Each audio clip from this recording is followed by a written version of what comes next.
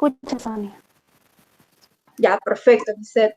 Muchas gracias. Bueno, buenas noches con todos. Me alegra bastante que hayan bastantes participantes en este curso. Efectivamente, es un curso muy importante para cualquier cosa que quieran realizar, ¿no? Puede ser desde un puesto gerencial, desde el puesto de abogada, para resolver conflictos jurídicos laborales y en general, incluso también para litigar, para ver diversos aspectos. Entonces, el día de hoy vamos a comenzar con la parte introductoria del curso de Derecho Laboral y para esto vamos a fijar algunas reglas que se van a llevar a cabo en el curso. En principio, sí sería recomendable que las que puedan o los que puedan prender sus cámaras para también, de paso, todos conocernos, hacer networking, debatir un poco sobre los temas, ¿no? Pero depende de cada uno, ¿no? Si no, también pueden contestar por el chat. También he dictado cursos donde a veces les gusta participar más escribiendo en el chat y contestándome en el chat, ¿no? Entonces también, ¿no? La idea es que todos se sientan cómodos en el curso, puedan hacerme las preguntas que quieran, podemos parar en algunos temas, debatirlos. Les voy a estar mandando lecturas muy importantes sobre cada tema, algunas películas que también pueden ver para que vayan entrando en el contexto, ¿no? Y sea algo bien dinámico, ¿no? No solamente vamos a leer, sino que también hay que ver películas para que podamos entender toda la lógica del derecho laboral, que es sumamente importante. Y lo que veamos en el curso lo pueden aplicar, como señalé, en la parte de litigación, porque veremos despidos también, juicios, teoría del caso, ¿no? Cómo armar tu teoría del caso para cada uno, para cualquier juicio que tengas, y herramientas de gestión también de recursos humanos. Pero el día de hoy vamos a hacer un poquito de teoría para que podamos entrar más a fondo en las próximas sesiones sobre ya temas más prácticos, ¿no? Entonces voy a proceder a compartir mi PPT.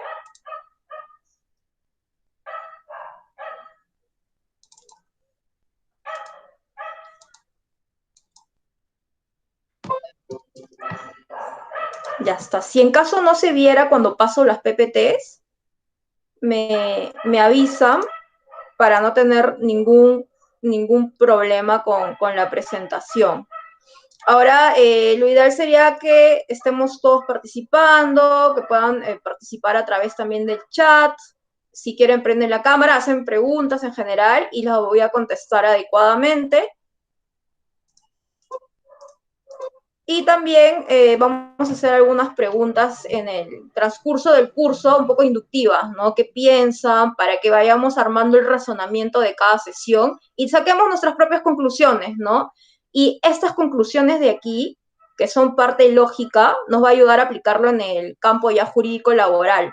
Sin embargo, como se sabe, cualquier tema de administración o gestión también implica un poco de versatilidad, un poco de creatividad, ¿no? Así leamos miles de libros, siempre va a ser importante las habilidades blandas que tenemos para resolver ciertos conflictos, ¿no? Que es sumamente importante. Entonces, perfecto. Tenemos el día de hoy, la sesión del día de hoy va a ser principios del derecho del trabajo. Estos principios se basan en normativa internacional y es aplicable a cualquier tipo de legislación laboral de cada país, porque vamos a hablar de derechos humanos laborales, qué se debe tomar en cuenta al momento de tú resolver un conflicto jurídico laboral, qué derechos tiene un trabajador, qué es un derecho del trabajo, cuál es el objeto de protección de derecho del trabajo. Y para eso, para que podamos ponernos en un contexto, primero vamos a ver un video corto, voy a compartir un video corto que resume de manera muy clara el por qué estamos acá. Entonces ahí van a poder sacar propias conclusiones de cuál es la importancia de este curso, ¿no?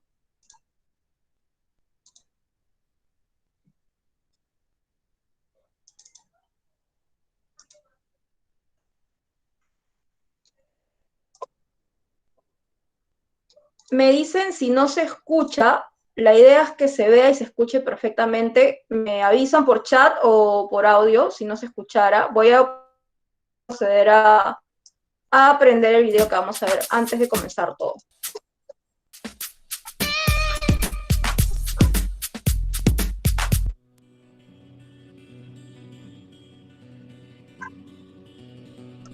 Hola, Vamos a hablar de la evolución histórica del trabajo y del origen del derecho laboral. El trabajo es una actividad tan antigua como el ser humano. Sin embargo, el derecho laboral no aparece hasta el siglo XIX, a partir de la Revolución Industrial. Veamos la evolución histórica del trabajo a lo largo de la historia, que está marcada por 4 figuras. La esclavitud. Los esclavos eran propiedades de sus amos.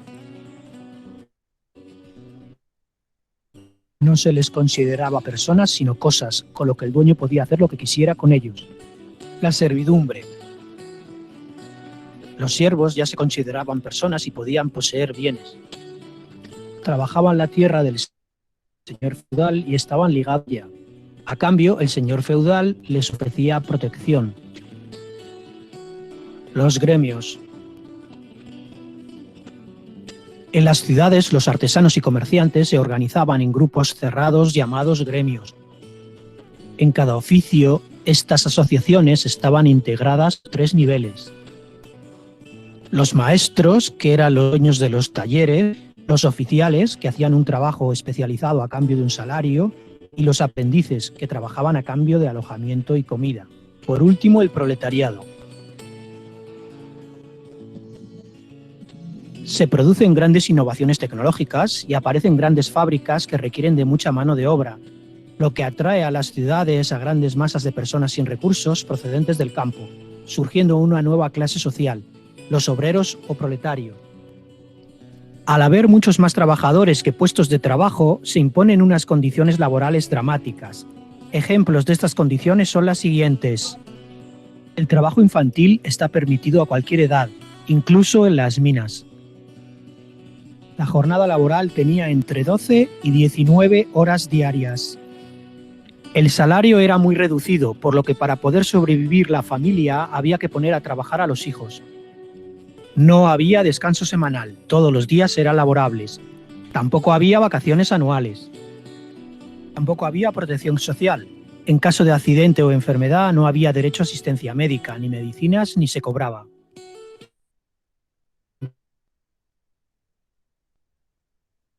Había seguridad, proteger la salud,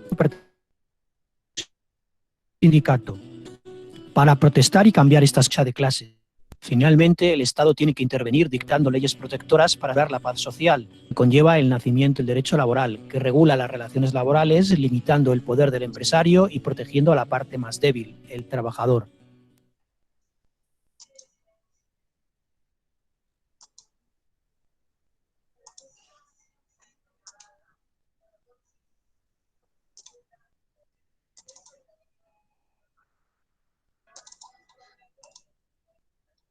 Ya listo. No sé qué les pareció el video, si tienen algún comentario, alguna opinión, para ya luego empezar el debate sobre este tema. No sé si tienen algún comentario, lo ponen solo por el chat, si es que no quieren prender sus cámaras o hablar.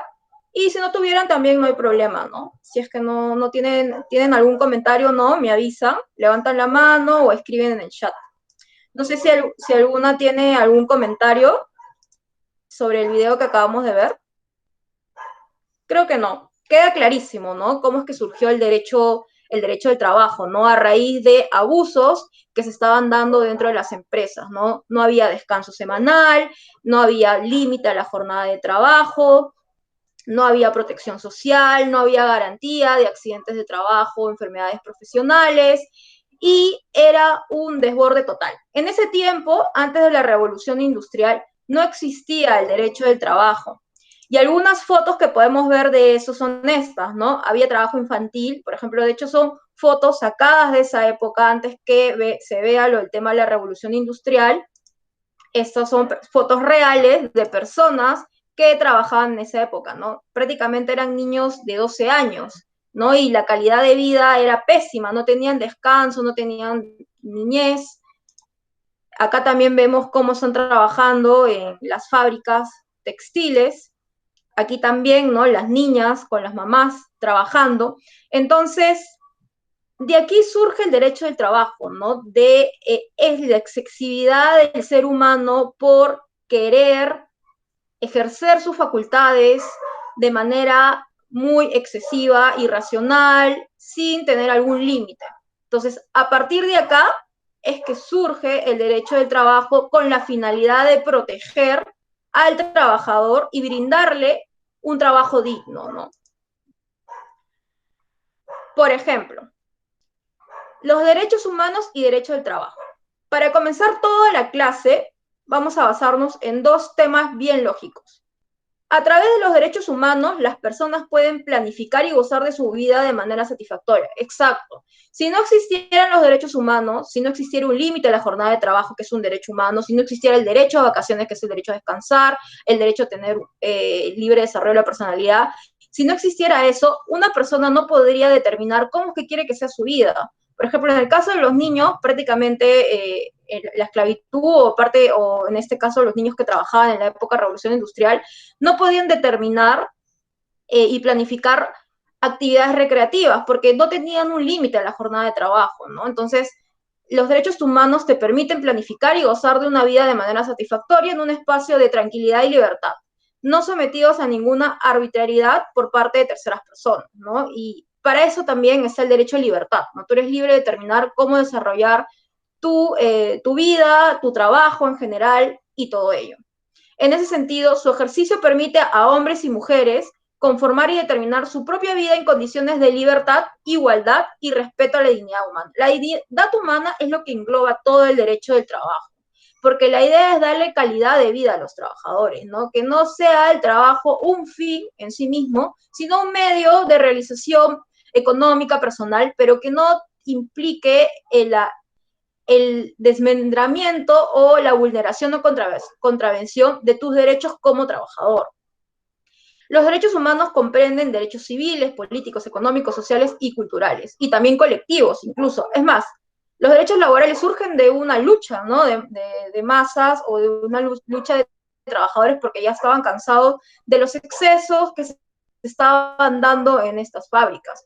Hay mucho debate sobre si debería existir el derecho al trabajo o no, que se podría regular por el derecho civil, pero en realidad eso es cerrado porque si no existiera el derecho al trabajo, no existirían estos límites a la facultad de dirección. Ahora, el derecho al trabajo es esencial para la realización de otros derechos humanos, efectivamente, y constituye una parte inseparable e inherente a la dignidad humana. Toda persona tiene derecho a trabajar para poder vivir con dignidad, y el derecho al trabajo sirve al mismo tiempo a la supervivencia del individuo, de su familia, contribuye también en tanto que el trabajo es libremente escogido o aceptado a su plena realización y a su reconocimiento en el seno de la comunidad. Efectivamente, el trabajo es un mecanismo de realización económica personal. Por ello es que es importante regularlo de una manera muy adecuada. Entonces, estas son las premisas que nos van a ayudar a resolver diversos casos jurídicos, conflictos jurídicos, porque los jueces, cuando resuelven un caso, lo determinan en base a esto, un trabajo decente, equilibrado, digno para la persona. Por eso mismo, actualmente tenemos el derecho a la desconexión digital, ¿no? Porque si nos damos cuenta, el nuevo contexto ha habilitado a que todo el día estemos conectados en el celular y probablemente estemos un sábado, domingo o un feriado libres con nuestra familia o haciendo un tema personal y nos llamen pidiendo en el trabajo algún tema particular, ¿no? Y supuestamente es súper importante, interrumpen tu planificación y vuelves otra vez al trabajo, como si nunca estuvieras desconectado de este, ¿no? Por ese motivo también es que se reguló el derecho a la desconexión digital. Y asimismo, el derecho del trabajo va a permitir la regulación de otros derechos porque su finalidad siempre es proteger al trabajador. Entonces vemos estas fotos de aquí, cómo era antes, fotos reales. También en la película de Charles Chaplin van a poder ver un poco de este contexto, ¿no? Charles Chaplin, si bien era un tema de humor, de ahí luego le voy a pasar el enlace para que puedan ver la película y entiendan la historia del derecho al trabajo, si bien lo de Charles Chaplin era un tema más de humor, no, no es mentira. Siempre ha existido en su película bastante tema de análisis de la realidad de lo que se da en ese momento, ¿no? Horas excesivas y cómo era el contexto en ese tiempo de las fábricas, ¿no? Entonces, pero aquí estamos hablando de derecho del trabajo y surge la pregunta, ¿qué es trabajo y cuál protege el derecho laboral? No todo es objeto de protección de derecho del trabajo. Entonces, aquí, si es que alguno tuviera un comentario qué considera que es el trabajo y cuál protegería el derecho laboral, también lo puede poner en el chat para ir debatiendo un poco sobre este tema.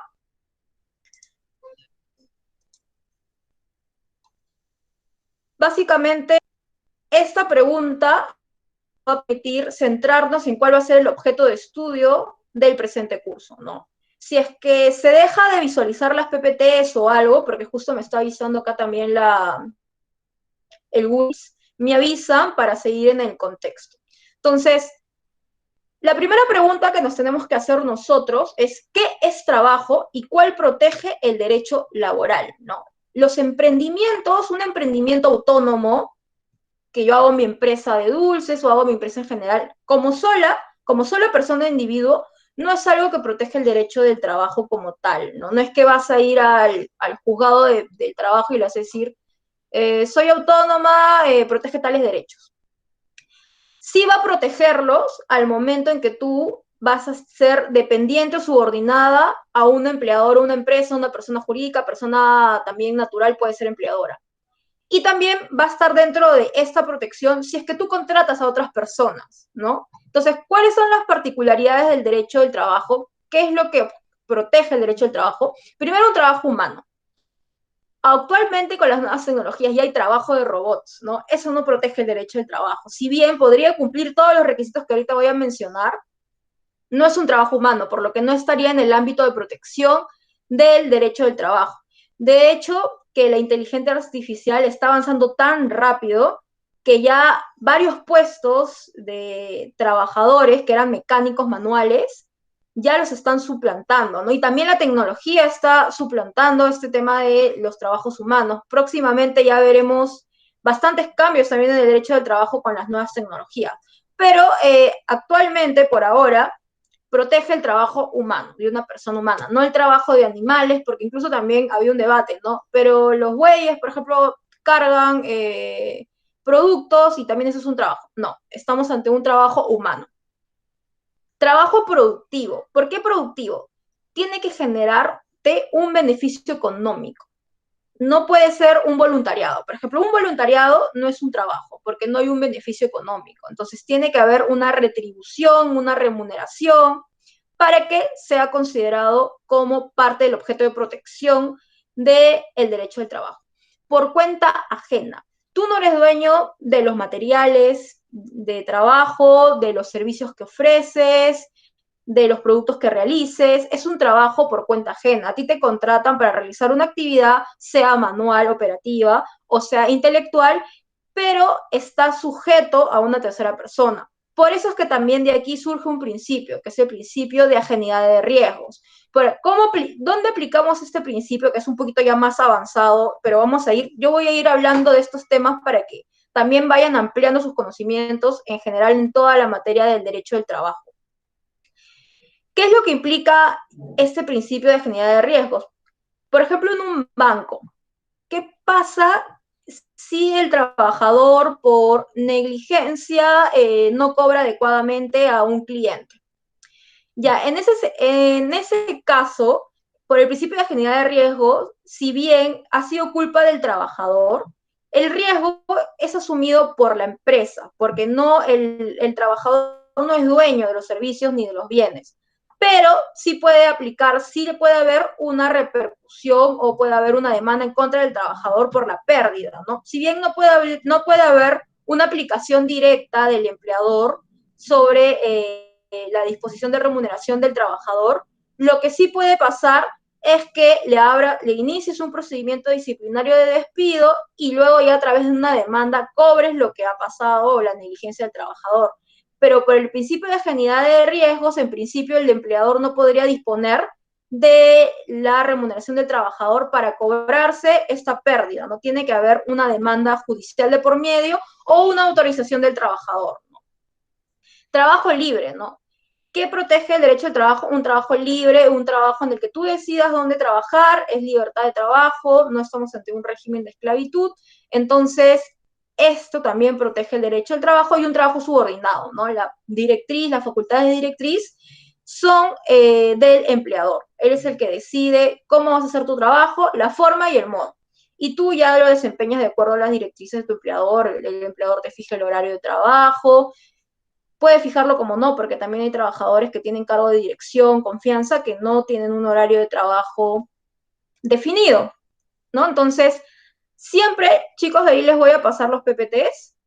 Hay que tener en cuenta que cuando te hablen de derecho del trabajo, tienen que estar estos 5 elementos. Si no está, si faltara uno, no estaríamos ante el derecho del trabajo en sí, ante la protección del derecho del trabajo.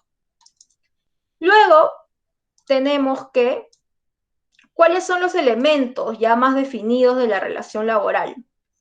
Son 3, ya, para poder guiarnos. Prestación de servicios, que exista una prestación de servicios personal y directa. No puedes derivar tú tu trabajo a una tercera persona. Tiene que ser un tema intuito persona, no tiene que ser algo directamente vinculado a ti. Tú realizas el servicio, tú prestas el servicio. La remuneración, recibes una contraprestación a raíz del trabajo que has efectuado.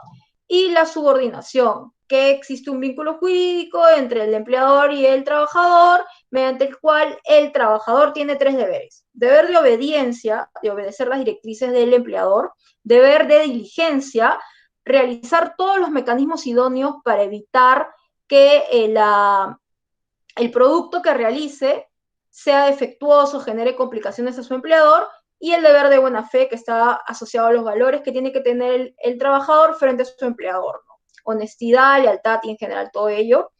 Y también le da la facultad al empleador para que pueda dirigir el trabajo del trabajador, ¿no? La facultad de dirección, la facultad de fiscalización, como veremos más adelante. Estos son los 3 elementos de la relación laboral que siempre debe tomarse en cuenta. Hay casos que pasa mucho en la práctica, que una persona está bajo un contrato que no es, en teoría laboral, bajo la figura que vendría a ser un trabajo voluntario o un CAS, ¿no? Acá en Perú le llaman un trabajo de locación de servicios, ¿no? Que no tiene, el empleador o la persona que te contrata te dice, tú no estás bajo un régimen de trabajo, estás bajo un régimen de locación de servicios. Tú no tienes derechos laborales porque el derecho de trabajo, como veremos más adelante, implica que tú tengas derechos laborales, ¿no? Derecho a vacaciones, gratificaciones, aguinaldos, y diversos beneficios que te puede dar el derecho al trabajo. Entonces, muchos empleadores usan de manera fraudulenta la figura de locación de servicios para no pagarle a sus trabajadores lo que realmente les corresponde por derecho. Pero lo que hacen los jueces es evaluar estos 3 elementos a efectos de determinar que el contrato de locación de servicios que le han aplicado al trabajador no es válido, porque estamos realmente ante un contrato de trabajo. Más adelante vamos a entender por qué es que no es válido y cómo es que el juez razona este tema. Pero siempre, así te pongan el contrato que te pongan y que digan que no es laboral, si se cumplen estos 3 requisitos, sobre todo el de prestación de servicios, que es el que ya hay una presunción de laboralidad, ya estamos ante una relación de trabajo.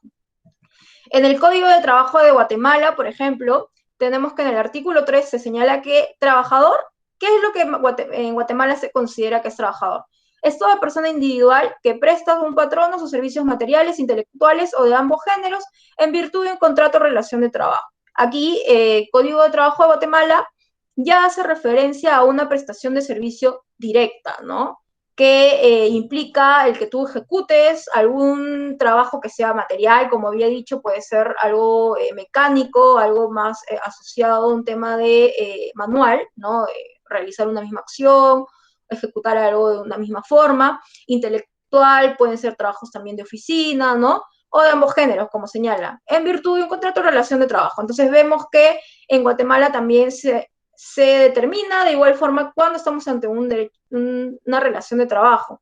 Y ello también es porque esto se basa en normativa internacional, como había señalado. Entonces, ¿cuáles son las facultades jurídicas del empleador? Esto es muy importante porque siempre en una relación de trabajo vamos a estar ante dos stakeholders, se podría decir, ante dos personas. Ellos van a ser el objeto de debate en todo este curso, ¿no? El empleador y el trabajador. El empleador es el que dirige el trabajo, el que ejecuta, el que norma, el dicta las órdenes, el que te dice qué es lo que debes hacer, cómo lo quiere y para qué lo quiere. Y el trabajador es el que recibe la remuneración, se esfuerza, hace su trabajo y tiene los deberes de diligencia, obediencia y buena fe. Pero esta facultad del empleador, ¿por qué es que existe esta simetría? ¿Por qué es que existe este objeto de protección de derecho al trabajo? Porque el empleador tiene facultades que le otorga la misma norma en general, ¿no? Y que lo hace tener una ventaja de poder frente al trabajador. Y es que él puede indicarle cómo hacer su trabajo y también lo puede sancionar. Y la sanción podría llegar a ser un despido, una suspensión, una amonestación escrita, y el hacer tu trabajo podría implicar decirte que trabajes 8 horas, que trabajes 20 horas, que trabajes más de 48 horas semanales. Entonces tiene un poder en el cual dirige cómo es que el trabajador va a hacer sus funciones y va a ejecutar sus labores en general. Entonces, este poder del empleador, como una facultad jurídica, puede ser peligrosa si es que no se maneja adecuadamente, ¿no? Por eso es que existen los límites a este poder de dirección, que son los mismos derechos del trabajador. Básicamente, ¿qué facultades tienen los empleadores? Aquí muchos empresarios siempre me preguntan, porque a veces por falta de conocimiento no saben qué es lo que pueden hacer o qué es lo que no podrían hacer. Y no es mucho un tema de que pueden considerarse a ojos del trabajador abusivo, sino que a veces es falta de conocimiento de los derechos. Por eso es que es muy importante que siempre se tengan mapeado todos los derechos del trabajador y se tenga mapeado que es una cultura de bienestar, ¿no? Una cultura de derecho al trabajo que también lo veremos en próximas clases. Las facultades jurídicas del empleador son tres. Una es la normativa reglamentaria. El empleador puede hacer todas las políticas que quiera, los procedimientos, flujos dentro de su centro de trabajo, ¿no? Es recomendable en realidad reglamentar los procesos, porque si tú no los reglamentas, a veces pasa que los trabajadores, si es que no tienen conocimiento de tus procesos y no lo hacen bien, no puede ser imputable al trabajador, porque no tenía conocimiento de cómo se tenía que efectuar el proceso. Por eso es que también hay un tema de capacitación que se le tiene que dar al trabajador. Entonces, sí es recomendable que cada empresa fije protocolos, procedimientos, políticas en general sobre los procesos que siguen, ¿no? Un área de calidad, por ejemplo, fija sus procesos y todo eso, cómo es que quiere que el trabajador lo haga, qué políticas, qué procedimientos tiene que seguir, el área de ventas también, el área de tecnología de la información. Entonces, siempre es importante que el empleador use bastante este poder de reglamentación no normativo, porque a través de eso regula procesos, regula en general cómo se debe realizar el trabajo en sí, ¿no? Y eso permite un ámbito de administración y fiscalización mayor y mejor para efectos de lograr los objetivos de la empresa. La facultad de directriz está vinculada a dirigir la prestación del trabajador, ¿no? Tiene la facultad de dirigir cómo quiere que se haga el trabajo, de qué forma, cuándo y todo eso. La facultad disciplinaria es fiscalizar al trabajador. Como veremos también más adelante, existe mucho debate sobre esta facultad disciplinaria, porque en muchos países en general los empleadores se preguntan mucho si es que podrían, por ejemplo, revisar los correos corporativos del trabajador, ¿no? O los chats corporativos del trabajador, o revisar, de repente le das la herramienta de trabajo, un teléfono móvil trabajador, y también algunos empleadores dicen como ese teléfono es mi propiedad, yo te lo he dado, está mi nombre, la línea también está mi nombre, yo tengo esa facultad de fiscalizar, ¿no? Fiscalizar lo que tú haces dentro de eso. Pero acá hay otros derechos que están vinculados y se tiene que tener mucho cuidado, y en algunos casos, acá en Perú los jueces no lo han aceptado, ¿no? No han aceptado ese tipo de fiscalización. En casi ningún país de Latinoamérica. En el único lugar donde he visto que sí han aceptado esta forma de fiscalización ha sido en España, ¿no? Ahí también les voy a pasar algunas sentencias sobre este tema, que son muy importantes. Entonces, la facultad del empleador se denomina a nivel internacional jus variandi. No puede ser ejercida a libre albedrío, ¿no? Por cuanto, de acuerdo a ley, se establece que esta facultad debe sustentarse en límites de criterios o principios de razonabilidad y, por tanto, el empleador no debe ejercer abuso de la facultad. Como hemos visto de la historia del derecho del trabajo, se cometían muchos abusos antes en base a esta facultad del empleador, por eso es que se han establecido límites. Este jus variandi, la modificación que tú le quieres hacer a la relación de trabajo, de igual forma, si bien es una facultad del empleador, tiene que estar sustentada de manera razonable y objetiva. No se podría determinar de manera libre, el empleador no podría determinar de manera libre alguna acción sobre la relación de trabajo del trabajador sin que exista un sustento objetivo y razonable. Esto es una introducción a la cuarta clase que vamos a tener sobre acto de hostilidad, que íbamos a ahondar mucho sobre estos temas ya con toda la legislación que hay sobre el tema, pero algunos actos que son considerados como abusivos por parte del empleador es uno, la falta de pago de la remuneración, evidentemente. La reducción también es considerado de la categoría profesional y de la remuneración, también es considerado como un acto de hostigamiento laboral, ¿no? El traslado del trabajador a un lugar distinto de aquel en el que presta habitualmente servicios con el propósito de ocasionar un perjuicio también. Ahora, respecto a la reducción de la categoría y de la remuneración, si bien vamos a abundar mucho en este tema, hay muchas personas que en este contexto han visto reducidos sus sueldos. En principio, no puede existir de manera unilateral por parte del empleador una reducción de sueldo, porque es considerado, según la norma, un acto de hostilidad laboral.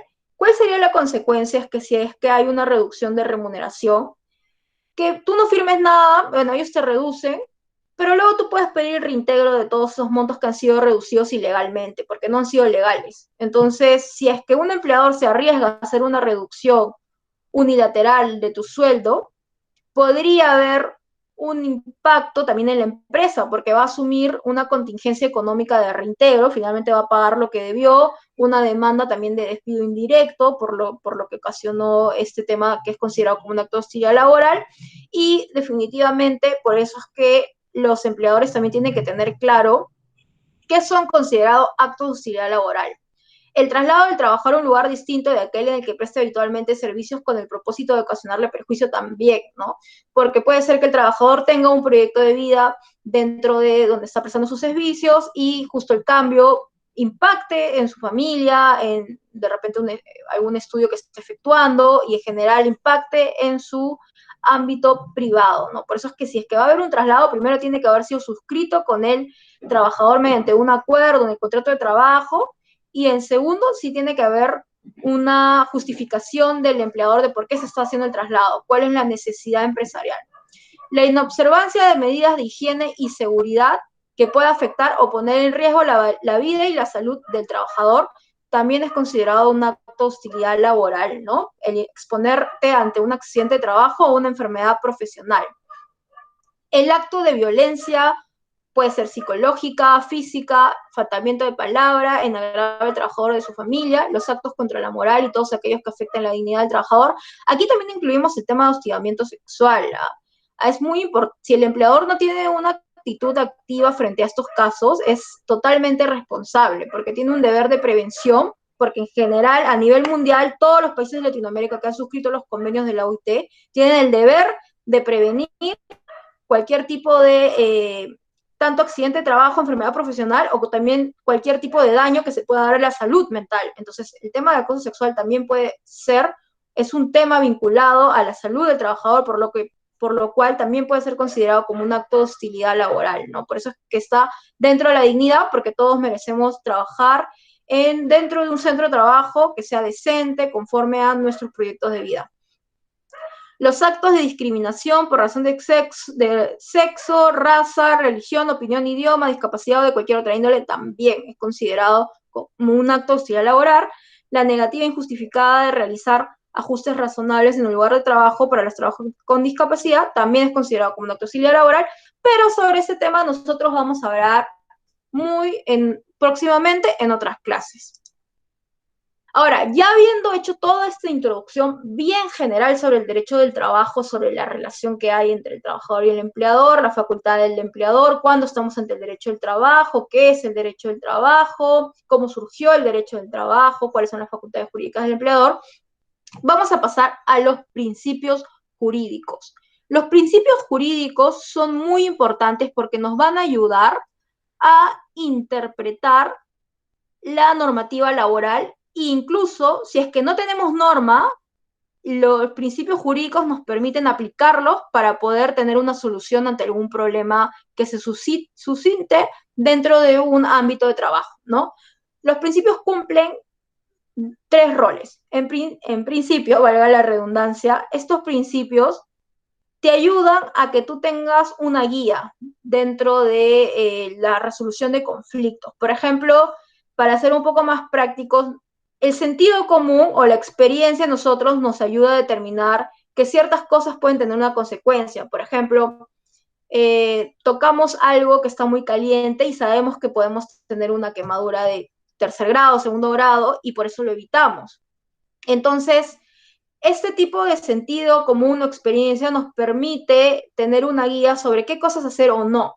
Lo mismo cumplen los principios jurídicos, son una guía para ver si la norma como tal está conforme al derecho al trabajo, si lo que hemos determinado está conforme al derecho al trabajo, y nos ayuda, es algo básico para poder resolver todos los problemas que vamos a ver más adelante. Cumplen tres funciones, son informadores, porque inspiran al legislador y sirven de fundamento al ordenamiento jurídico. Por ejemplo, en la época de los nazis, cuando hubo todo el tema de los masacres, los genocidios, los nazis sacaban normas que decían que estaba permitido matar judíos, por ejemplo. Esas normas irían en contra de los principios jurídicos de derechos humanos, por ejemplo, por lo cual no serían válidas. Entonces, no solamente es que la norma por ser norma es válida, ¿no? Tiene que haber un sustento en derecho, porque el derecho es justicia y está asociado a la dignidad de la persona, que es vivir en un adecuado ambiente y todo eso. Entonces, los principios ayudan al ordenamiento, a darle sustento al ordenamiento y que sea válido. Son integrativos porque suplen vacíos o lagunas legales e interpretativos porque nos ayudan a interpretar algunas situaciones jurídicas o a darle la solución. Son directrices o lineamientos. ¿Cuál es la relación entre el trabajo y los principios? Que el núcleo esencial de los principios del derecho de trabajo son proteger al trabajador. Voy a tomar un poquito de agua para poder seguir hablando. Justo como he hablado más o menos una hora, así se me queda un poquito la garganta. Pero ya para seguir con este tema, la relación de trabajo y principios, ¿no? ¿Cuál es el objeto de protección cuál es el núcleo esencial de los principios del derecho del trabajo? Todos los principios van a buscar una sola cosa, proteger al trabajador. Todos los principios, lo que vamos a ver ahorita, es que están enfocados a proteger las acciones del mismo trabajador, proteger las acciones del empleador y que se garanticen los derechos del trabajador. Es importante para hacer frente a la asimetría subsistente en la relación laboral y se afirman que son principios protectores y que buscan la igualdad entre las dos partes, ¿no? Como el trabajador no tiene esa facultad de dirección, lo que buscan los principios es igualar la relación de trabajo para que exista un equilibrio entre ambas partes. El artículo 1 de la Constitución Política del Perú señala que la defensa de la persona humana y el respeto de su dignidad son el fin supremo de la sociedad y del Estado, efectivamente, ¿no? La defensa de la persona humana y el respeto de su dignidad en sí es lo que rodea todos los derechos y es la base en general de todos los derechos que tiene el trabajador.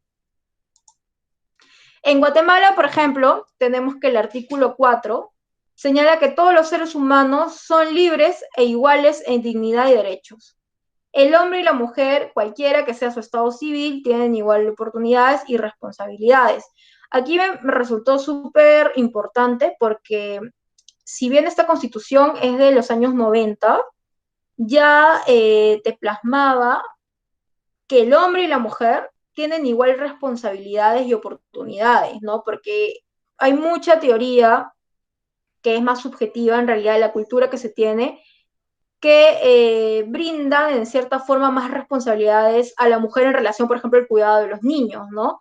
Pero acá establecen que son las mismas responsabilidades los que tienen. Entonces yo adelantándome un poco a la época, digo, yo podría aplicar eso para decir que el papá también tiene la responsabilidad de cuidar al niño o realizar diversas acciones que han sido asociadas erróneamente solo a la mujer por ser mujer, ¿no? Entonces, esto parte de aquí de Guatemala me pareció súper interesante y justo Lisette, que también es de Guatemala, estamos haciendo este curso, ¿no?, también para ella, para que ella también pueda reflexionar sobre la normativa que tiene y la pueda aplicar también dentro de su país, ¿no? Aquí también Guatemala señala que ninguna persona puede ser sometida a servidumbre ni a otra condición que menoscabe su dignidad. Acá también Guatemala hace énfasis en su constitución que no puede afectarse la dignidad de la persona. Incluso esta parte de aquí, los seres humanos deben guardar conducta fraternal entre sí, implica el respeto entre personas, ¿no? Y esto se aplica en el ámbito del derecho al trabajo. Todo es en base al respeto. El que tú respetes los derechos del trabajador es en base al valor del respeto en sí, en el tratar a la persona, no como objeto. No es un objeto que simplemente lo tienes para realizar acciones productivas, sino que es una persona, tiene sentimientos, por eso merece ser tratada bien, tiene también sueños, tiene derechos y en general. Por eso es que nunca hay que olvidarse que los trabajadores y cualquier persona en general, cualquier relación que se tenga, sea civil, laboral, es una relación entre personas y ambas tienen también sus derechos, ¿no?, que no pueden ser alterados. Entonces, ¿cuál es el primer principio que tenemos nosotros? Tenemos el principio de irrenunciabilidad de los derechos laborales. ¿Qué implica este principio? Protege al trabajador aún respecto de sus propios actos, cuando pretenda renunciar a sus derechos y beneficios por mandato legal y que por mandato legal le corresponde, evitando que por su desconocimiento o ignorancia se perjudique, ¿no? Efectivamente, puede darse el caso que un trabajador sin darse cuenta renuncie a sus derechos, ¿no? Por ejemplo, se dice, pero ahorita ha salido la norma también en varios países referido a que puede darse la reducción de remuneración por el tema de la pandemia. Pero antes, la sola suscripción, que tú firmes un papel diciendo que te reduzcan la remuneración, ya era considerado como un acto de irrenunciabilidad de derechos, no permitido, porque la remuneración es parte de un derecho fundamental, inalienable y constitucional del trabajador. Entonces, los jueces no aceptaban esa firma del trabajador, incluso siendo su propia voluntad, no decían, no, esta firma no es válida, no puede renunciar a su derecho de recibir una remuneración íntegra, por lo tanto, le corresponde el reintegro. ¿Por qué? Porque existe un principio de irrenunciabilidad de los derechos que no permite que el trabajador renuncie a sus derechos constitucionales. Así firmes un contrato, mandes tu correo electrónico, este derecho protege al trabajador. Como hemos señalado, todos los principios van a proteger al trabajador. Son como héroes, van a protegerlos ante cualquier tipo de situación que se dé, que pueda resultar abusiva, ¿no? Entonces, tenemos el principio de irrenunciabilidad de los derechos. El literal 2 del artículo 26 de la Constitución es la que regula este principio de irrenunciabilidad de derechos, ¿no?, que resulta un principio de carácter irrenunciable de los derechos reconocidos por la Constitución y la ley. También se dice que también es parte de esto cualquier derecho que pueda haber estado plasmado también incluso en un contrato de trabajo, ¿no? Pero va a depender si es un derecho dispositivo o imperativo. Ahí vamos a ver la diferencia. Por ejemplo, un derecho puede nacer de una norma dispositiva o imperativa. En el primer caso, el titular puede decidir libremente sobre él. El acto que contenga citación será de disposición. Si es dispositiva, puede darse el caso que sí puedes disponer de ese derecho. En el segundo caso, el titular del derecho no puede abandonarlo por su voluntad. Si lo hace, sería una renuncia. Mientras la disposición es válida, la renuncia no. Por ejemplo, en Perú, a diferencia de Guatemala, sí se permite la venta de vacaciones, pero solo 15 días. Entonces, esta venta de vacaciones por 15 días sí es válida, porque es un derecho dispositivo y sí te permite la norma disponer de él. Por lo cual, si tú lo vendes y luego dices, no, es mi derecho, no quería renunciar a él, la norma no te va a proteger porque es un derecho dispositivo. Pero otros 15 días no son dispositivos, son taxativos, son imperativos y no puedes disponer de él. Por lo tanto, si tú vendieras tus 30 días, 15 sí serían válidos, pero los otros 15 no. Te tendrían que indemnizar o pagar lo que corresponde por esos 15 días porque no podrías renunciar.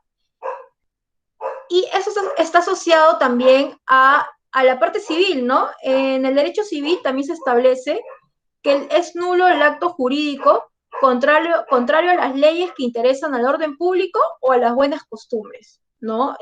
También, ¿no? No es válido algo que vaya en contra de las normas imperativas, definitivamente. Es un tema de actos propios, ¿no? No ir en contra de la normativa que existe actualmente. Tenemos dos casos, ¿no? Uno es el caso de esta sentencia que les voy a pasar también, estas dos sentencias, y también por cada principio les voy a pasar como 10 sentencias porque ahí van a ver cómo se ha ido manejando también el tema. Lo que dice estas dos sentencias es lo siguiente. Acuerdo de jornada típica. Se protege la jornada de trabajo que no exceda de las 48 horas semanales. Efectivamente, ¿no? Si nosotros pactáramos, por ejemplo, esto se aplica tanto en Guatemala como en Perú, porque en Guatemala también en su constitución tienen esta limitación de jornada de trabajo, ¿no? Si yo pactara con mi empleador que voy a tener una jornada de 12 horas al día y 50 horas semanales, esa jornada iría en contra de tu derecho constitucional a tener una limitación de jornada de trabajo, por lo cual no sería válida esa acción que tú mismo has firmado. No sería válida, iría en contra de tus derechos constitucionales, podría ser indemnizable si es que hay una afectación a la salud, podría ser multado al empleador. Entonces, no es válido el pacto de tus derechos cuando cuando contravienen derechos imperativos o taxativos, que en este caso sería este derecho que se encuentra en la Constitución de la limitación de jornada de trabajo. Feriado no laborable.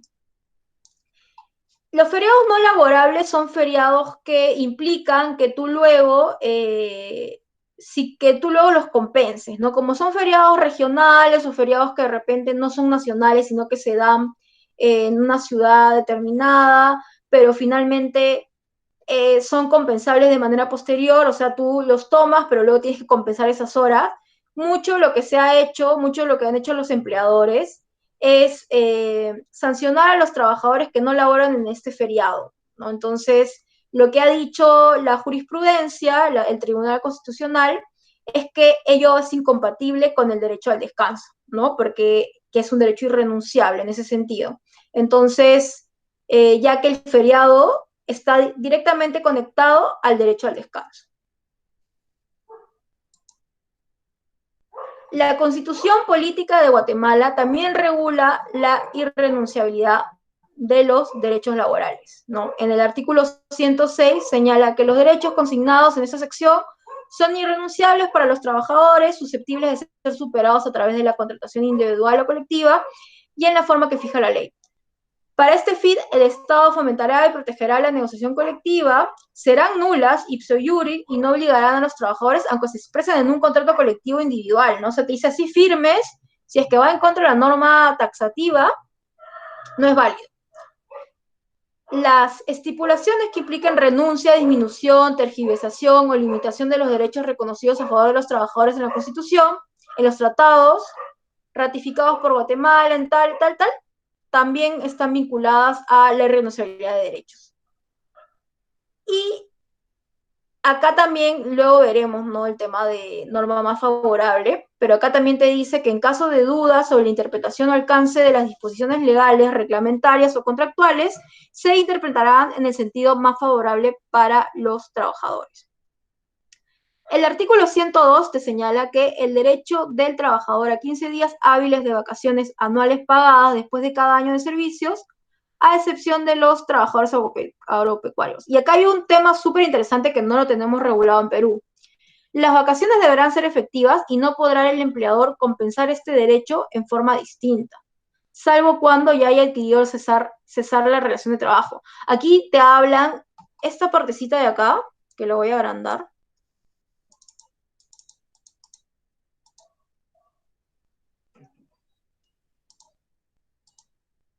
Aquí te dicen que las vacaciones deberán ser efectivas y no podrá el empleador compensarlo. Acá te dice que sí o sí tienes que gozarlas. No puedes disponer de ellas, no las puedes vender ni nada, ¿no? Y salvo que hayas cesado tu relación de trabajo. Entonces, vemos que estamos ante un derecho que es intocable, ¿no? En cierta forma, que protege al trabajador frente a su derecho al descanso.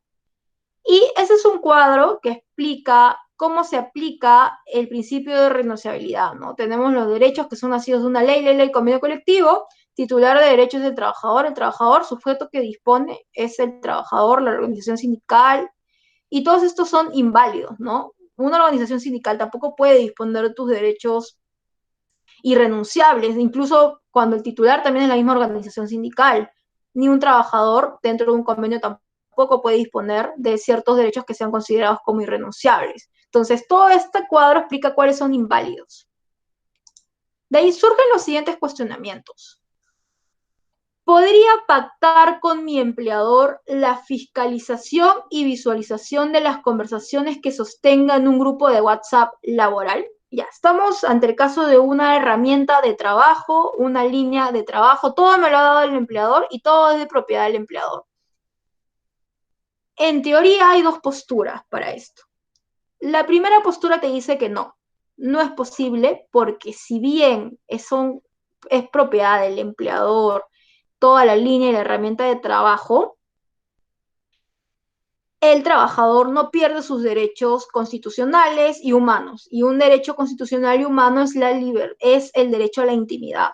Entonces, si es parte de tu esfera personal, las conversaciones que tú puedas sostener en un grupo de WhatsApp, así sea laboral, no tendría por qué existir algún tipo de fiscalización y sería ilegítima. No podrías tú renunciar a tu derecho a la intimidad. Pero hay otra postura que es acogida en España con que sí se puede. Pero para eso te pone requisitos. Para que tú puedas hacer eso, lo que te dicen en España es lo siguiente. Primero tienes que tener una política que regule esto, que regule cómo vas a fiscalizar y en qué supuestos. Segundo, tienes que capacitar e informar al trabajador sobre esta política. Tercero, esta política solo puede ser aplicada ante supuestos excepcionales y hace un test de proporcionalidad, necesidad, idoneidad y proporcionalidad. Vamos a poner un caso ya en concreto. Yo tengo un trabajador que ha robado, ponte mi empresa, y la única forma de yo demostrarle al juez que ha robado y despedirlo es en una conversación donde él manifiesta a todos los del grupo que ha robado, pero ninguno de los del grupo quiere darle ese WhatsApp. Entonces, pero el empleador sí puede acceder a ese correo, puede ser correo electrónico o WhatsApp, sí puede acceder al correo electrónico o WhatsApp porque finalmente es su propiedad y podría por ahí acceder porque es la línea también de la empresa. Pero si estuviéramos en esa segunda postura, que sí habilitaría a poder hacerlo, ¿cuál sería la idoneidad, necesidad? ¿Estaríamos en un caso necesario? Sí, podría ser un caso necesario porque no tengo otra forma de demostrar que él ha robado. ¿Podría ser idóneo? Sí, también podría ser idóneo porque no tengo, como dije, otro material. Y es necesario porque es mi última opción. Porque para que sea necesario tienes que haber agotado todas las opciones que tengas. Por ejemplo, una primera opción que hacen algunos empleadores es que un trabajador del grupo les pase la conversación, ¿no? Porque finalmente ya no es tanto que el empleador ha accionado, sino que ha recibido la información de un tercero. Pero si no, ya necesario, idóneo y proporcional, sí, porque estamos ante un bien jurídico que ha sido robado y ante un delito. Entonces, si estuviéramos bajo la segunda postura, que sí es válido, primero tendría que pasar por todos los requisitos que he dicho. Una política, que se haya informado al trabajador, y tercero, que pase el test de proporcionalidad y razonabilidad. Entonces, solo bajo estos supuestos, sí se permitiría que el empleador pueda fiscalizar. Pero eso es una postura, porque la otra te dice que no. Incluso hay un caso muy conocido en Perú, donde eran dos trabajadores que usaban el chat de la empresa, un chat que estaba dentro de la máquina para hablar de temas de pornografía y todo eso. y el despido se declaró nulo porque la prueba se declaró nula porque no estaba permitido acceder, ¿no? Así haya sido un tema que escapa del ámbito de trabajo, el juez no permitió que se abra esas conversaciones y las declaró nulas también. Ahora, la otra pregunta que surge. ¿Podría pactar con mi empleador la renuncia de mis beneficios sociales? Efectivamente, no. Los beneficios sociales en general, los aguinaldos y todo lo que se regula en normas constitucionales son derechos irrenunciables. Son beneficios que ya se han adquirido, son derechos adquiridos por el trabajador, y así pactes, como dije, en un escrito, pongas tu huella digital, vayas a un notario y legalices la firma, así hagas todo eso, no podrías renunciar a esos derechos. Entonces vemos que en ambas legislaciones, tanto peruana como en Guatemala, se regula el principio de irrenunciabilidad, por lo que la misma lógica que yo estoy aplicando acá puede ser aplicado en ambos países. Luego, tenemos el principio protector. Vamos a pasar esto más o menos rápido porque en este principio es un poquito más legal y la idea es que también esto sea más dinámico. El principio protector está asociado con la interpretación que tú hagas a las normas o los conflictos que se pueden dar entre convenios colectivos, entre contratos de trabajo, cuando haya normas distintas, cuando la legislación disponga dos beneficios distintos y todo eso. Primero tenemos el indubio pro operario, que es el que dice que se debe interpretar la norma de manera más favorable al trabajador en caso de duda insalvable. Para eso, para llegar a este punto de interpretación favorable al trabajador, es porque hemos agotado todos los mecanismos interpretativos, ¿no? Por ejemplo, usualmente en la práctica interpretamos una norma de manera literal. ¿Qué es lo que dice? A veces es literal o a veces es ratio legis. Vemos cuál es el sentido, la razonabilidad de la norma. A veces aplicamos normas históricas porque puede tener que el pleno del Congreso o de la Asamblea explique por qué es que ha sacado la norma. También puedes aplicar esa lógica para interpretarla. Pero lo que te dice el principio de indubio pro operario es que las normas laborales en general se tienen que interpretar a favor del trabajador, pero siempre y cuando hayas agotado todas las vías interpretativas y no hayas encontrado respuesta. Entonces dices, bueno, no encuentro respuesta sobre este tema en sí, entonces voy a aplicar la interpretación que favorezca más al trabajador. De todas las interpretaciones que tengo, la que más favorezca al trabajador. También hay sentencias sobre estos temas que voy a pasarles para que puedan revisar la lógica del principio protector, pero en la actualidad no está siendo muy usado porque ya las normas están saliendo muy bien detalladas, reguladas, con su reglamentación. Si es que hay dudas, sacan alguna directiva, no alguna reglamentación adicional. Entonces, hasta ahora, este principio ya incluso, según lo que señalan, ya está quedando desfasado, no se está aplicando mucho actualmente. Luego, el Tribunal Constitucional considera que la aplicación del referido principio está sujeto a las siguientes consideraciones. Existencia de una norma jurídica que como consecuencia del proceso de interpretación ofrece varios sentidos, obligación de adoptar como sentido normativo aquel que ofrece mayores beneficios al trabajador, y no es integración de norma, sino que se otorga el sentido más favorable al trabajador.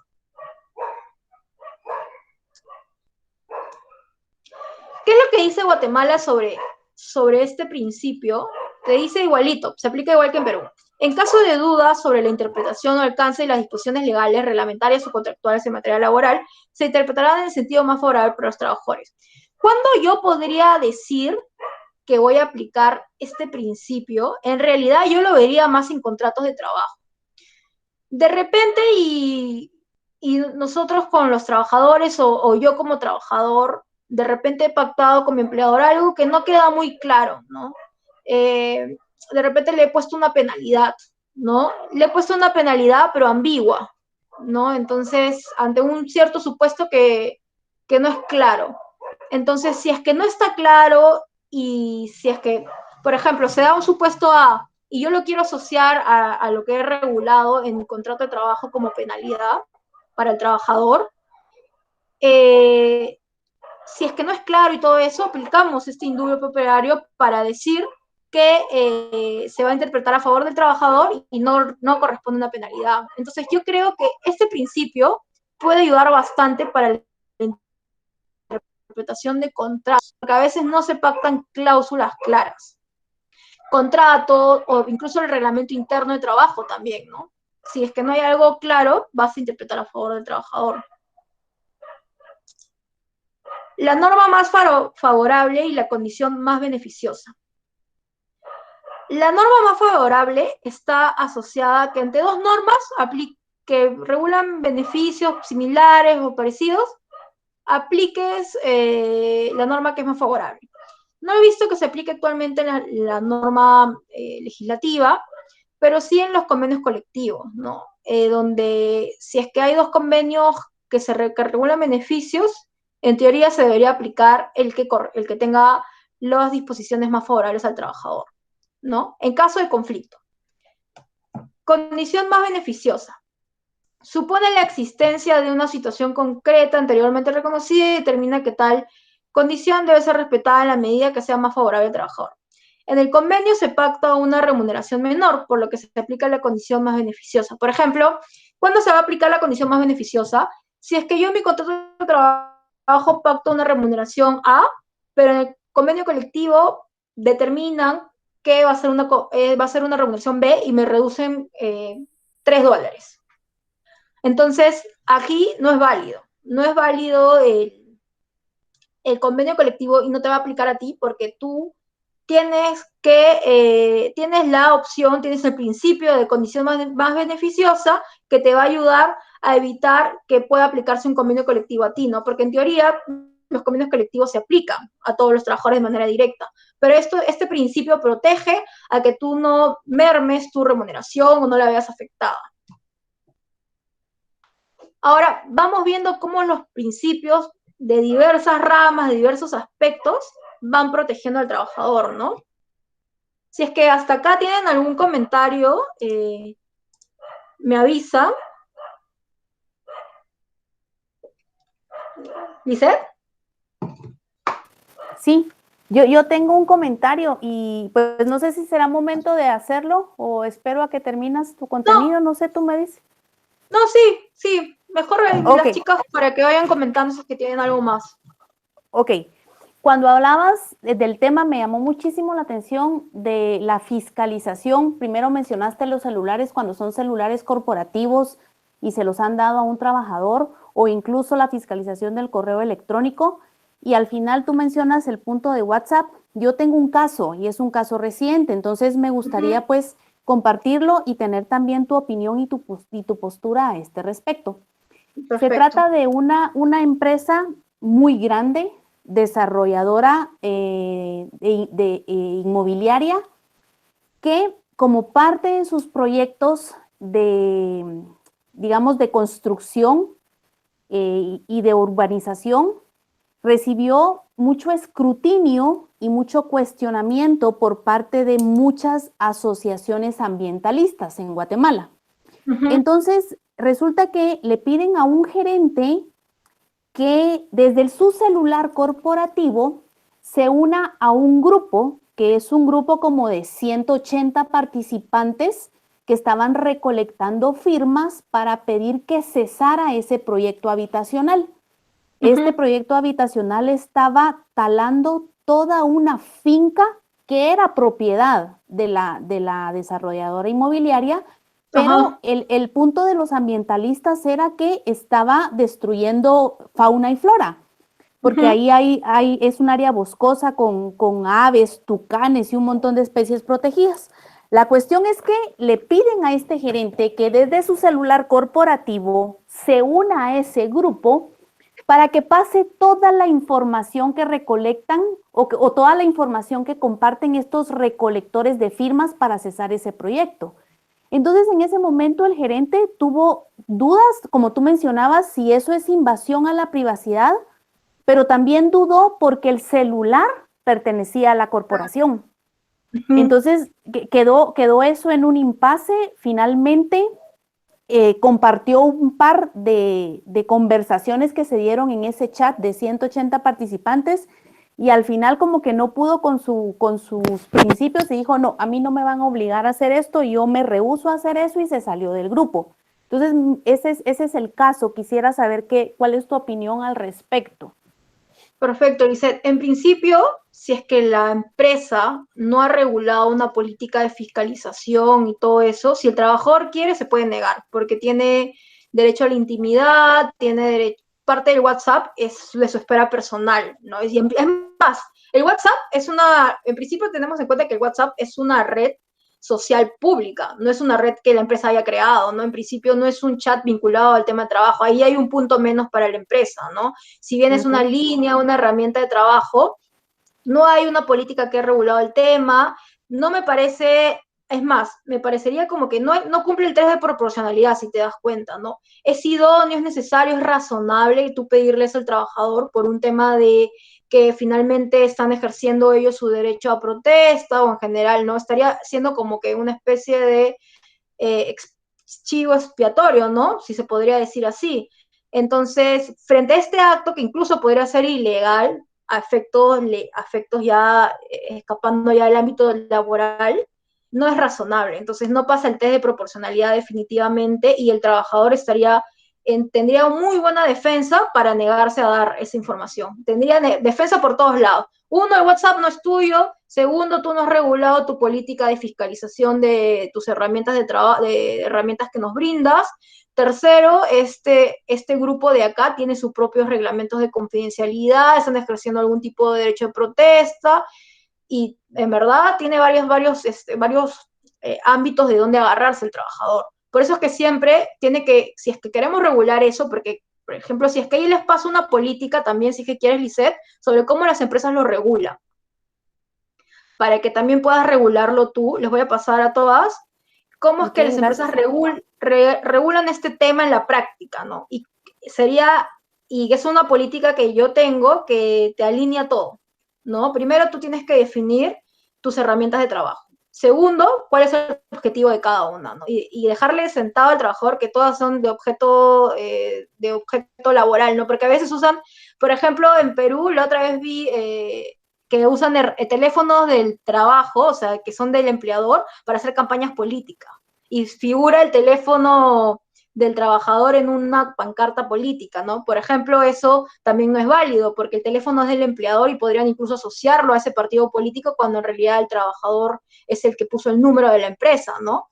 Entonces, ahí hay que regularlo bien y segundo, así lo regules, tiene que pasar el test de necesidad, idoneidad y razonabilidad, ¿no? Entonces, si no es necesario, bajo los ámbitos legales, no es válido. Si no es idóneo, o sea, si no es algo que esté amparado en el derecho en sí, tampoco. Y proporcional ya de por sí se cae con lo que me comenta, ¿no? Ni siquiera está vinculado a su trabajo, y ahí también hay otro punto menos. No está vinculado al trabajo en sí. O sea, su trabajo como tal, no, es prácticamente le están mandando a hacer un tema que escapa de su ámbito de trabajo también. Ese es otro punto también a tomar en cuenta, ¿no? Así es, así es. Ok, sí, te agradezco tu opinión, creo que la comparto yo también. Gracias. Sí, perfecto, Lisette. Y justo también tenemos un comentario de Gaby. Si se realiza de forma unilateral, ¿cómo se puede proceder en ese caso? La reducción de sueldo. Bueno, en principio, como había señalado, ya estaríamos ante un acto de hostilidad laboral, según la normativa. El artículo 30 de la Ley de Productividad y Competitividad Laboral. Y de igual forma, este tema también lo vamos a ver un poquito más a profundidad, porque ahí tengo que hacer la legislación comparada con Guatemala y Perú. Pero en Perú, para ya resolver la pregunta que justo Gaby me ha mencionado, la reducción unilateral no es válida si es que el empleador la ejerce sin ningún sustento. Entonces, sí podrías pedir tu reintegro, porque es un derecho irrenunciable. Entonces, si es que te han reducido unilateralmente por 3 meses, podrías pedir en otra vía judicial que te reintegren ese monto, ¿no? Incluso también, si lo has pactado, podrías también cuestionarlo en juicio, ¿no? Porque es un tema debatible, se puede pelear.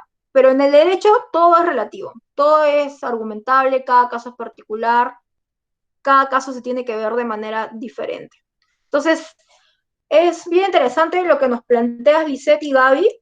Definitivamente son temas que se presentan, pero así, la creatividad está en la persona que lo gestiona, ¿no? Cómo lo resuelve, qué ha visto, y cada caso se va a evaluar así, ¿no? Cómo es que está vinculado al trabajo, la necesidad del tema, si hay una política, porque el trabajador no es que es chivo expiatorio del empleador, ¿no? Tiene una función particular y ya el tema extra ya escapa, ¿no? De ese ámbito de trabajo. Y justo tu constitución, Lisette, avala el tema de la protección de derechos del trabajo, entonces, y derechos irrenunciables, entonces tendríamos también la respuesta en la constitución, no sería válido. Bueno, siguiendo también con el tema, si es que tienen más preguntas, alguna otra chica me avisa. El principio de continuidad laboral, va a haber un módulo de despidos, que habla de los tipos de despido, los mutuos disensos, las formalidades para los mutuos disensos, los formatos para los mutuos disensos, que también vamos a ver. El principio de continuidad laboral está asociado a la estabilidad y el derecho a tú permanecer en tu trabajo el tiempo que tú consideres, ¿no? Que el empleador de manera unilateral no decida sacarte del trabajo. ¿Qué es lo que implica? La preferencia por los contratos a duración indeterminada. Los contratos en general se presumen de manera indeterminada. Y eso también está en los convenios de la OIT. Se presumen indeterminados, valga la redundancia, y no a plazos fijos.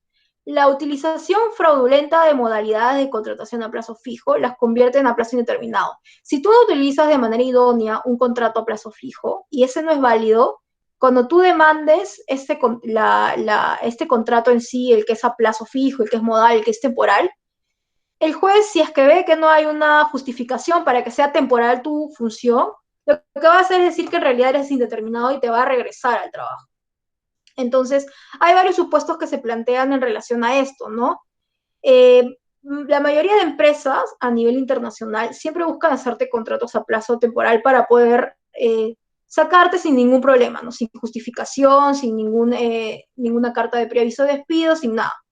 Pero por eso es que el principio de continuidad laboral lo que protege es que el trabajador siga laborando. Entonces va a ir en contra de cualquier contrato a plazo fijo que no esté conforme a ley, a cualquier acto del empleador que sea inválido. Por ejemplo, tanto en ambas legislaciones lo que se busca es que cuando vas a despedir a un trabajador, o sea, por causa justa, por un tema de conducta o capacidad. Conducta por alguna falta grave laboral que hayas cometido o capacidad de repente por el tema de producción, pero para eso también hay ciertos requisitos, ¿no? Que también los veremos más en otros módulos. Pero la idea es que si es que tú sigas laborando y que cualquier acto del empleador sea razonable y válido. Entonces, si es que no es razonable o válido, tú tienes el derecho a seguir trabajando dentro de la empresa. El principio de igualdad ante la ley de trato y oportunidades. La igualdad exige una verificación de hecho para comparar individuos y determinar si su situación es semejante o no. El trato no puede ser desigual para los iguales ni igual para los desiguales. Toda persona tiene derecho a la igualdad ante la ley, nadie debe ser discriminado por motivo de origen, raza, sexo, idioma, religión, opinión, condición económica o cualquier otra.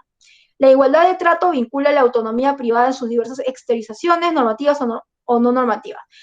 ¿Cuál es lo importante acá y por qué se vincula al derecho del trabajo? Pueden darse muchos actos del empleador que sean considerados discriminatorios. Por ejemplo, 3 trabajadores cometen la misma falta laboral. Ya los 3 le faltaron el respeto al empleador, de diversas formas, pero finalmente es una falta de respeto. Pero el empleador tiene más afinidad con 2 de ellos. Entonces a uno lo despide, con 2 de ellos y con uno más. El tercero viene a ser ya alguien con el que ha trabajado 15 años y sabe que puede haber sido un tema de impulso y todo eso.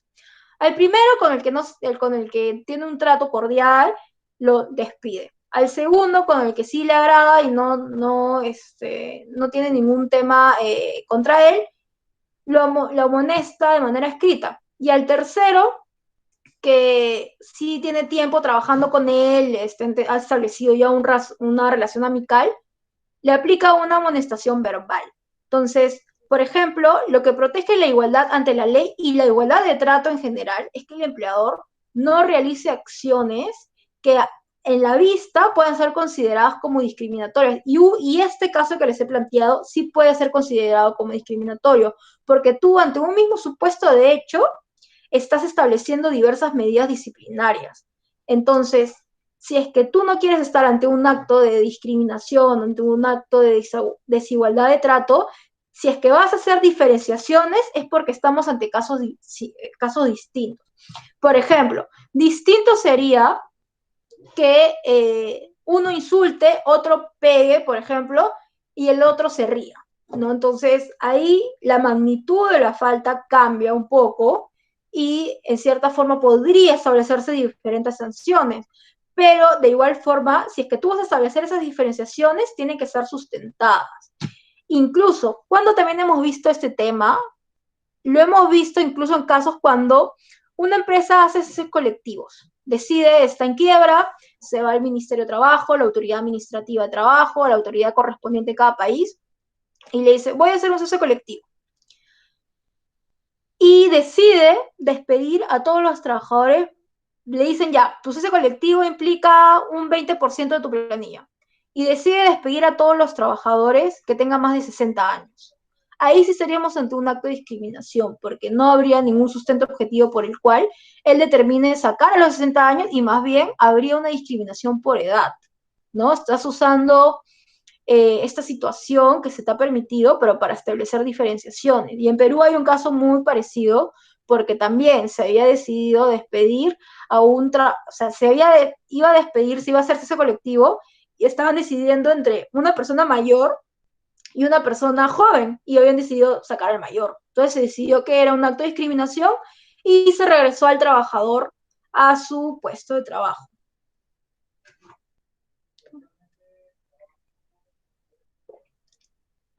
Y básicamente, justo también es eso, ¿no? Protege al trabajador frente a actos desiguales.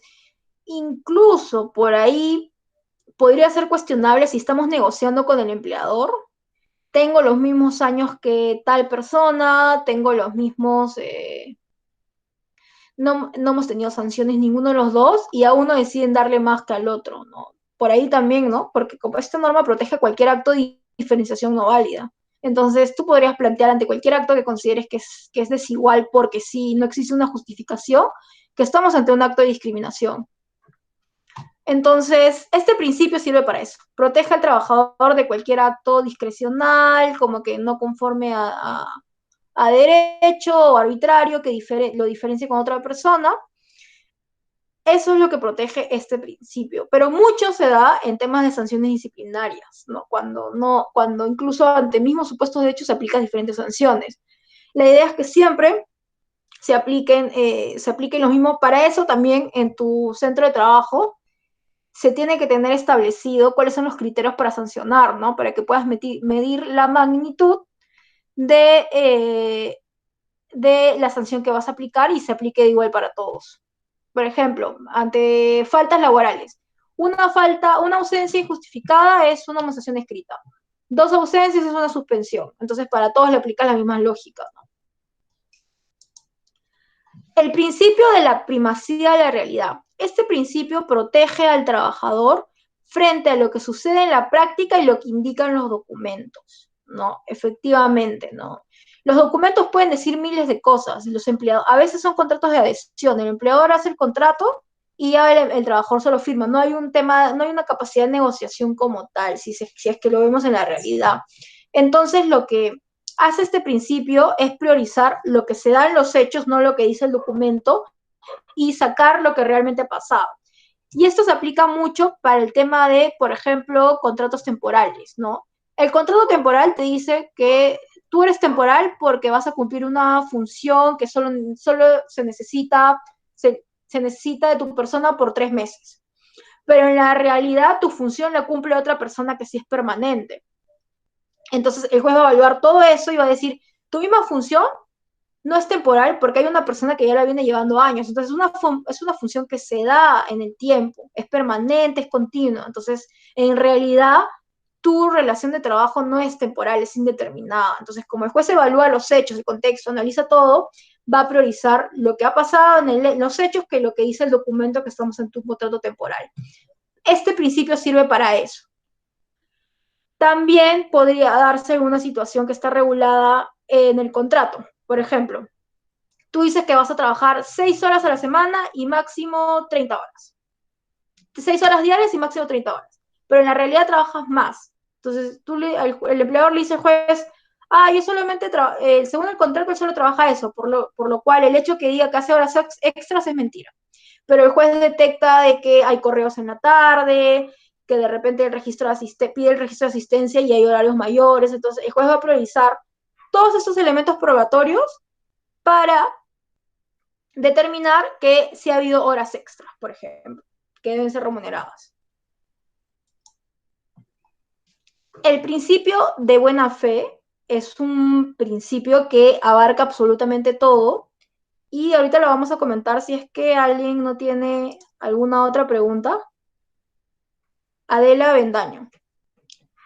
El principio de primacía de la realidad también se cumpliría para los contratos de locación de servicios. Efectivamente, Adela, el principio de primacía de la realidad también se aplica para los contratos de locación de servicios al momento en el que tú vas a determinar si estamos ante una relación de trabajo o no. Y para eso el juez evalúa, en principio, el elemento de prestación de servicios. Si es que hay una prestación de servicios remunerada y subordinada, ya hay una presunción de laboralidad, ¿no? Y se entiende que estamos ante un contrato de trabajo.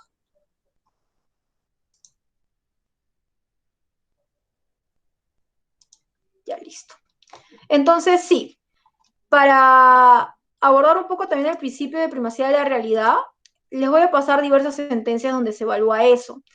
En el tema del Estado es un poco diferente. No se aplica igual porque tiene una regulación especial, ¿no? Porque incluso los CAS no se consideran como, tienen su propia regulación especial y se legislan bajo eso, y ya hay mucha jurisprudencia que dice que no estamos ante una relación de trabajo como tal y son temporales y todo eso. Pero sí, en la práctica, por ejemplo, una vez me contaron de un caso de una persona que realizaba parte de sus funciones, estaba bajo una locación de servicios, pero parte de sus funciones era ser instructor de piscina, ¿no? Pero tenía un contrato de locación de servicios, no tenía, o sea, pero tenía un horario de trabajo, lo remuneraban, le decían a qué hora tenía que estar, cómo tenía que realizar su trabajo, qué tipo de enseñanzas tenía que hacerle a los clientes y todo eso, y por eso es que fue considerado como un contrato de locación de servicios, porque cumple los 3 elementos, ¿no? Primero es una prestación personal de servicios, segundo es remunerada y tercero es subordinada. Le dicen cómo hacer su trabajo, qué horarios debe cumplir, incluso el uniforme de trabajo también es considerado como un indicio de laboralidad. Entonces, ahí también les voy a pasar una sentencia sobre cuáles son los elementos que considera el juez al momento de determinar cuándo estamos ante una relación de trabajo. Entonces, seguimos con el principio de buena fe. El principio de buena fe abarca todo. Lo que implica es que el contrato de trabajo no crea solo derechos y obligaciones exclusivamente patrimoniales, sino también personales. Crea, por otra parte, una relación estable y continuada en el cual se exige confianza recíproca en múltiples planos, para el debido cumplimiento de esas obligaciones y el adecuado mantenimiento de esas relaciones. Resulta importante que ambas partes actúen de buena fe. El principio de buena fe va más allá de que el trabajador cumpla sus funciones de manera adecuada, de manera diligente, sino que protege al trabajador frente a cualquier acto que el empleador pueda realizar en su perjuicio. Por ejemplo, el establecer jornadas máximas va en contra del principio de buena fe, porque perjudicas al trabajador, daña su salud. Entonces, el principio de buena fe implica que el empleador proteja dentro del centro de trabajo y salvaguarde los derechos del trabajador. Por ejemplo, si es que tú haces firmar a tu trabajador de repente una cláusula abusiva y lo redactas de forma que el trabajador no se dé cuenta, ya sería contraviniendo el principio de buena fe, porque lo has buscado perjudicar y has hecho un contrato engañoso. Entonces, el trabajador, si quiere, puede declarar nulo también esa firma bajo el principio de buena fe. Y ha habido casos, ¿no?, donde se ha declarado nulo también este tema. Por ejemplo, el tema de la condición resolutoria se guió mucho también de el tema de cláusulas abusivas, ¿no? El caso LAP. Entonces, por eso es que en las empresas y en general tienen que actuar de manera íntegra. O sea, cada vez que hagan un contrato de trabajo, cada vez que realicen algo, se tiene que ser lo más transparente posible. Porque si no, sí podría haber un perjuicio frente a un tema de reputación corporativa y también porque estás dañando y perjudicando al trabajador, ¿no? Entonces, no se deben evitar realizar cláusulas que vayan en contra del trabajador en sí, ¿no? Por ejemplo, también hay casos donde los hacen firmar mutuo disenso, pero no les dicen que les van a aplicar la retención tributaria. Y luego cuando les pagan, en la liquidación sale ya que les han retenido la parte tributaria. Y ya es menos de lo que has negociado. Entonces eso también, incluso en juicio, han mandado a que el empleador le reintegre al trabajador porque no le había dicho eso. Entonces, el principio de buena fe va a rodar a todos los principios. Es un tema subjetivo, está en el marco de cómo tú actúas de manera íntegra con la persona que está del frente, ¿no? Que no sean actos vivos, no actos que puedan finalmente engañar al trabajador. Entonces, todo esto también, conocer los derechos del trabajo, va alineado con cómo es que tú evitas cualquier perjuicio al trabajador y cómo es que tú regulas tus operaciones, ¿no? Las empresas que ganan los premios por buenas prácticas corporativas tienen buenas políticas incluso dan más, ¿no? No solamente cumplen los derechos, sino que dan los capacitan, o sea, dan más de lo que la norma les pide, que ya es un plus, que es lo ideal en realidad, porque el capital humano es muy importante dentro de una organización. Sin capital humano no podría haber un desarrollo de la empresa. Entonces, ya teniendo en cuenta todos estos principios que los hemos visto acá, en cada caso que vamos a ver en las próximas clases, vamos a aplicar, de todas maneras va a aparecer uno de estos principios básicos. Siempre van a estar en algún lado para regular todo el tema laboral que estamos viendo, ¿no? Y todo de la mano con la dignidad humana. Es para hacer nuestro esquema con todos estos principios y poner arriba, como que en un círculo, dignidad humana, ¿no? Porque todo esta lógica, este pensamiento se va a rodear de esto. Entonces, ya teniendo en cuenta los principios, vamos a conocer los derechos principales que tiene un trabajador. Para eso tenemos los derechos laborales reconocidos en instrumentos internacionales.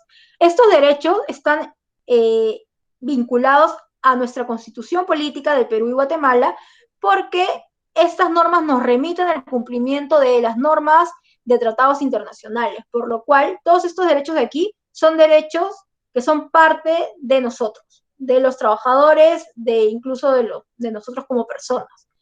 La Declaración Universal de Derechos Humanos prohíbe la esclavitud, le otorga el derecho a seguridad social, que es el tema de pensión o seguro ante accidente de trabajo, enfermedades profesionales, derecho al trabajo, libre elección del trabajo y protección contra el desempleo, derecho a una remuneración equitativa satisfactoria, que asegure, así como su familia, una existencia conforme a la dignidad humana, ¿no? Tiene que haber.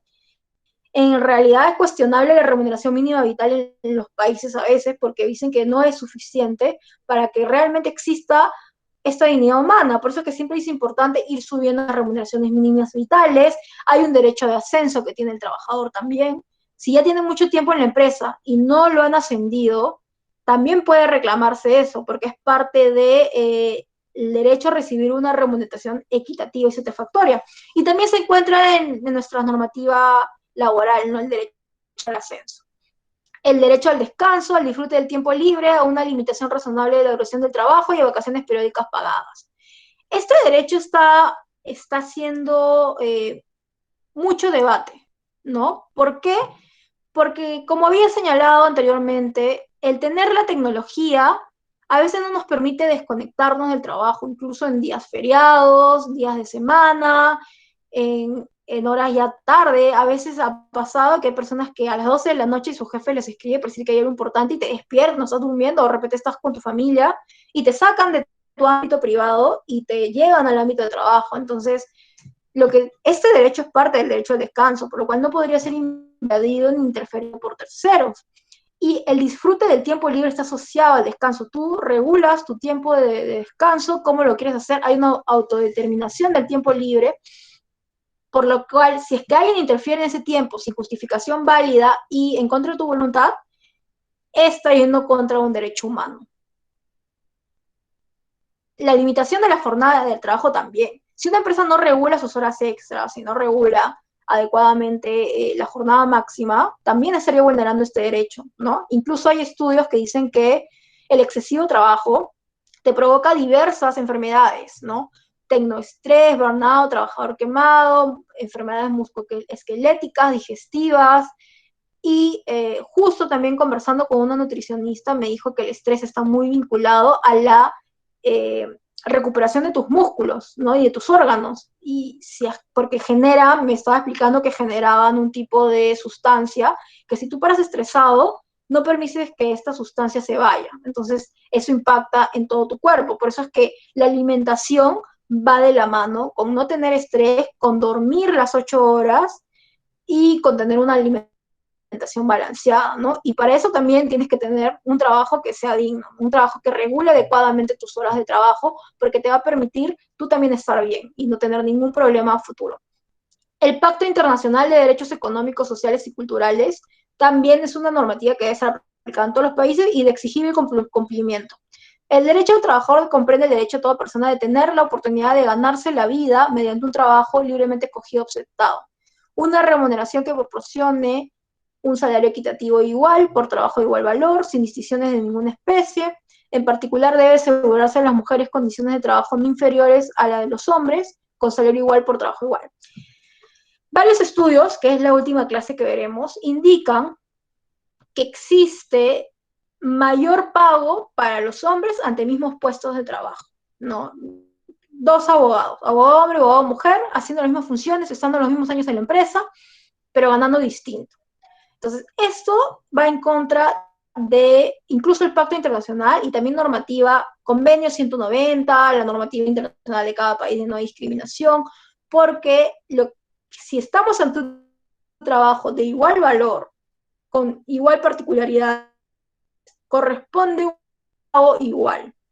Por eso es que acá el Pacto Internacional te habla de un trabajo igual por un trabajo de igual valor, ¿no? Debe haber condiciones de existencia dignas para ellos y para sus familias, conforme a la disposición del presente pacto, la seguridad y salud en el trabajo también, ¿no? Y ahí también está la salud mental. Y la seguridad y salud en el trabajo implica que todo tu centro de trabajo esté equipado para que evite accidentes de trabajo. Si no lo hace, está yendo en contra de este derecho que es salud, de bienestar, e incluso en Perú se legisla el tema de delito, ¿no? Es un delito el que tú no preveas la seguridad y salud en el trabajo y que haya una muerte o haya un accidente. Debe haber, acá te dice, igual oportunidad para todos de ser promovidos.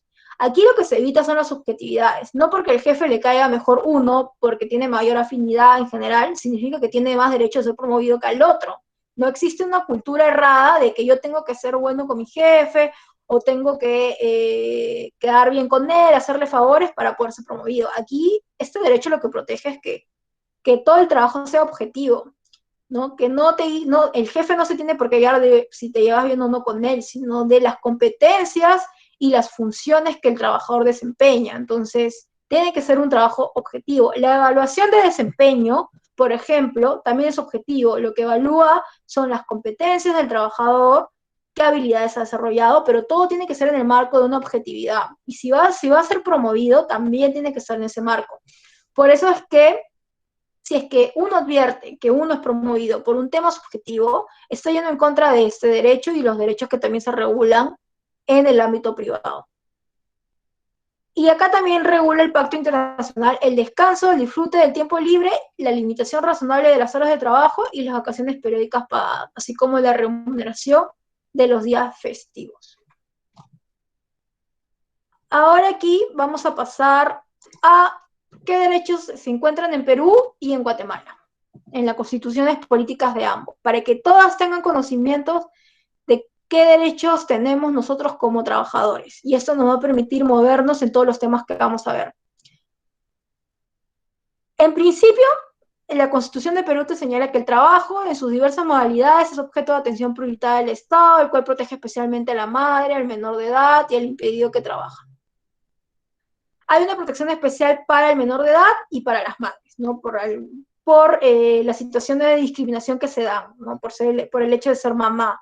Entonces tienen una protección especial dentro de un ámbito de trabajo, incluso en el tema de seguridad y salud en el trabajo también. Luego, lo que te dice la Constitución es que ninguna relación laboral puede limitar el ejercicio de los derechos constitucionales ni desconocer o rebajar la dignidad del trabajador. Efectivamente, ninguna relación de trabajo limita el ejercicio de los derechos constitucionales del trabajador.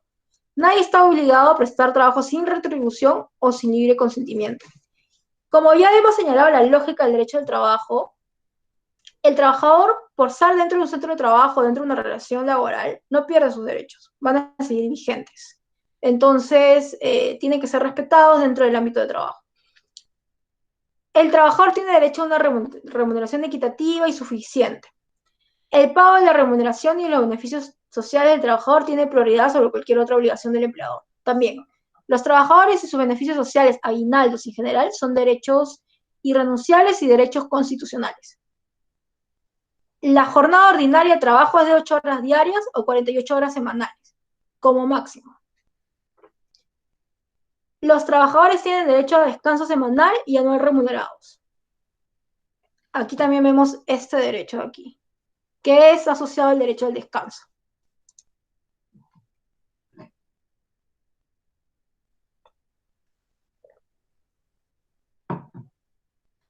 Luego tenemos los derechos laborales reconocidos en la Constitución Política del Perú. La relación laboral se respetan los siguientes principios. También, igualdad de oportunidades sin discriminación, carácter irrenunciable de los derechos reconocidos por la Constitución y la ley, interpretación favorable del trabajador en caso de duda insalvable sobre el sentido de una norma, que también lo hemos visto. Protege al trabajador contra el despido arbitrario. Aquí que vemos el principio de continuidad laboral, ¿no? Si es que lo despiden, tiene que recibir una indemnización, pero también, si es que no quiere recibir la indemnización, puede ser repuesto, ¿no? Lo demanda en juicio y pide la reposición, y le pagan todos los devengados, todo el tiempo que no trabajó. Eso también lo veremos en próximas clases. También el Estado reconoce los derechos colectivos, ¿no? El derecho a que tú tengas un sindicato, al que te juntes en un sindicato, a negociar colectivamente y a la huelga. El Estado también reconoce el derecho de los trabajadores a participar en las utilidades. También es un derecho constitucional. Y ahora, los derechos laborales reconocidos en Guatemala son los siguientes, entre otros, ¿no? Derecho a la libre elección de trabajo y a condiciones económicas satisfactorias que garanticen al trabajador y a su familia una existencia digna. Igualdad de salario para igual trabajo, prestado en igualdad de condiciones, eficiencia y antigüedad. Aquí, por ejemplo, te establece los parámetros para que haya una igualdad de salario, ¿no? Te dice que tiene que ser en igual de condiciones, o sea, tiene que estar, estamos ante una igual eficiencia y antigüedad. Entonces, te fija ya los parámetros, lo cual me resulta muy interesante porque nuestra normativa no la fija, habla en realidad de igual trabajo por igual valor, pero acá sí te fijan qué parámetros tienes que tomar en cuenta, ¿no? La jornada ordinaria de trabajo no puede exceder de 8 horas diarias ni de 48 horas semanales. Eso también lo dice la Constitución de Guatemala. El derecho del trabajador a un día de descanso remunerado por cada semana de trabajo, por cada 6 días consecutivos. En Guatemala tienen 15 días de vacaciones luego de un año de trabajo y disponen que se entiende por trabajo efectivo todo el tiempo que el trabajador permanezca a las órdenes o a disposición del empleador, ¿no? O sea, no es tanto el centro de trabajo, sino si el tiempo que tú estés a disposición de tu empleador es el tiempo que es considerado tiempo de trabajo. Porque efectivamente, el tiempo de trabajo es el tiempo que tú estás vinculado al trabajo y a tu empleador. El tiempo de descanso es un tiempo tuyo. Por eso es que ahí hay una pelea entre ellos dos, porque en el tiempo de descanso que tú ya no estás a disposición de tu empleador, que ya no es tiempo de trabajo, a veces el empleador interfiere en ese tiempo y ya estaría vulnerando este derecho al descanso. Aunque la norma sí te dice, como veremos ahí más adelante, que ante hechos fortuitos y fuerza mayor sí se puede interrumpir el derecho al descanso, pero son casos excepcionales, fortuitos de necesidad empresarial, urgente, que pongan en riesgo la vida de un trabajador o algún bien, al bien de la empresa. Y en general, tenemos aquí un cuadro que también se los voy a pasar, para que puedan ver la diferencia de regímenes laborales, porque también tenemos a las microempresas, las pequeñas empresas, para conocimiento de las personas que quieran formar sus MIPES. En Perú, las microempresas son empresas que tienen ventas anuales hasta 150 UITs o 630.000 soles. ¿Qué te permite las microempresas? Tiene derechos laborales más cortos, que ahorita los vamos a ver. La pequeña empresa también es desde 150 UITs hasta 1.200 UITs.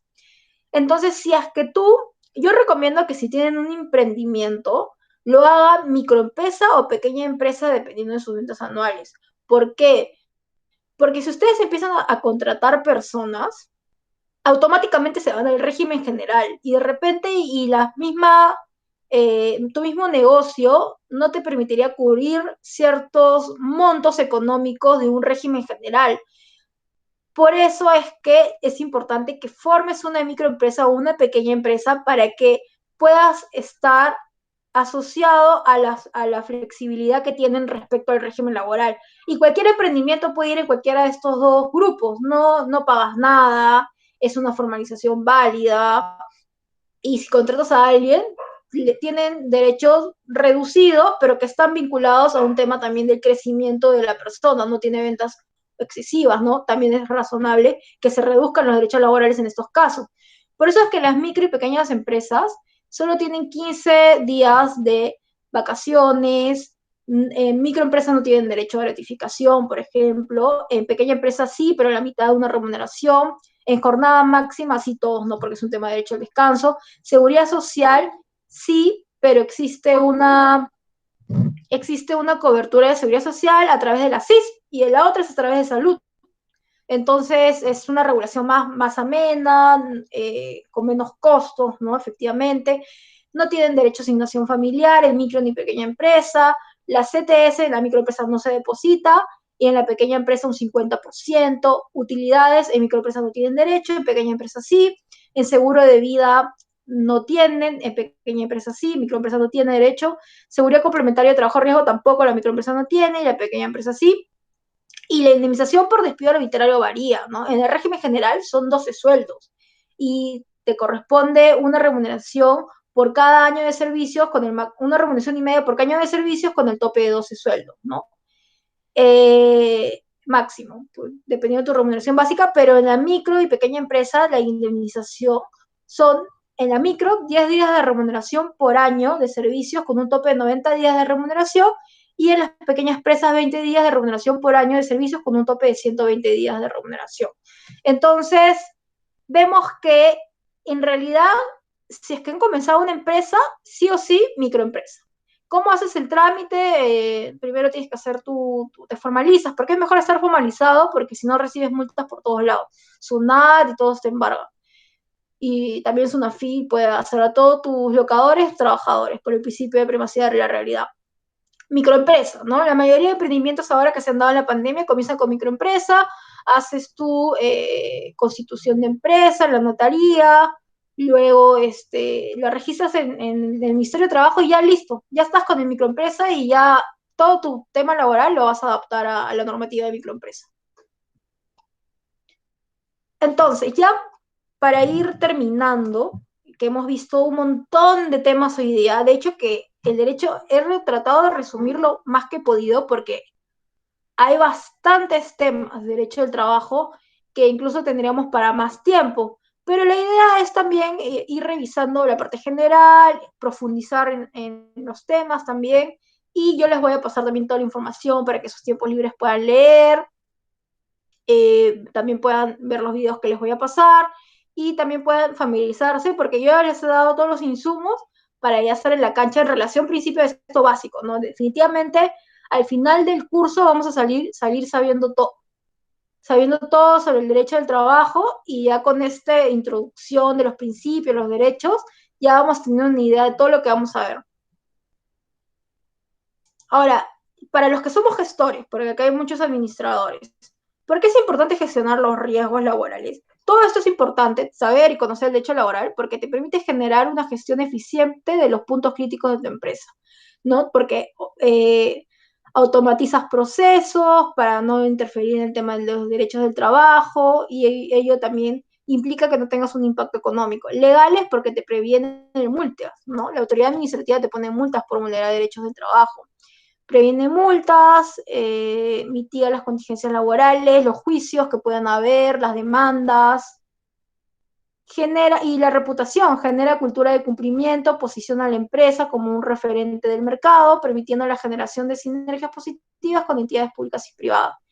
Eso de reputación es sumamente importante. Justamente hace unos días vi en LinkedIn que un trabajador había puesto de manera pública que una empresa A no le había pagado las utilidades, que tenía un jefe hostil, que las condiciones de trabajo eran pésimas, que no tenían un debido cuidado de la seguridad y salud del trabajo, que tenían varios riesgos dentro del centro de trabajo, que no operaban bien las maquinarias, toda una serie de hechos que finalmente impactó en la reputación corporativa de la empresa, porque hubieron más de 2.000 comentarios, más de 1.000 recomendaciones, diciendo que pésima empresa. Una chica decía, justo iba a postular ahí, ya no voy a postular, y otros trabajadores que también eran de esa empresa llenaron de comentarios y dijeron, yo también trabajé ahí, todo es pésimo, empezaron a etiquetar a los dueños,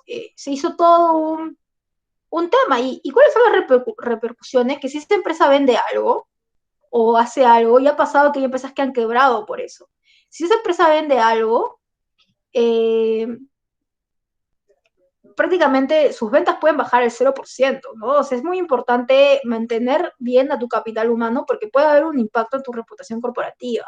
Por ejemplo, en España han habido casos de explotación a trabajadores y esas marcas han quebrado.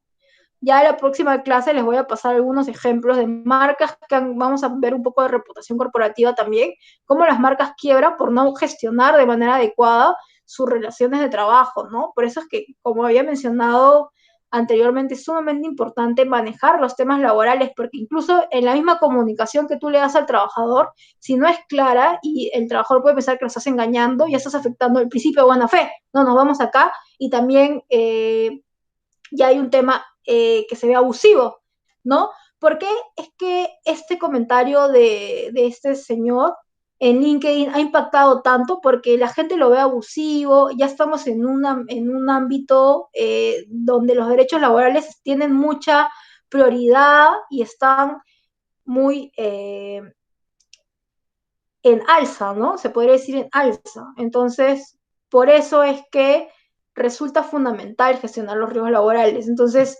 ya sabemos por qué es importante, cuáles son las partes básicas del derecho del trabajo, y iba a ser un pequeño quiz, pero si es que se acuerdan, y si no quieren no contestan. Pero a ver, ¿qué función cumplen los principios jurídicos? A ver, si alguien se acuerda, lo puede poner en el chat.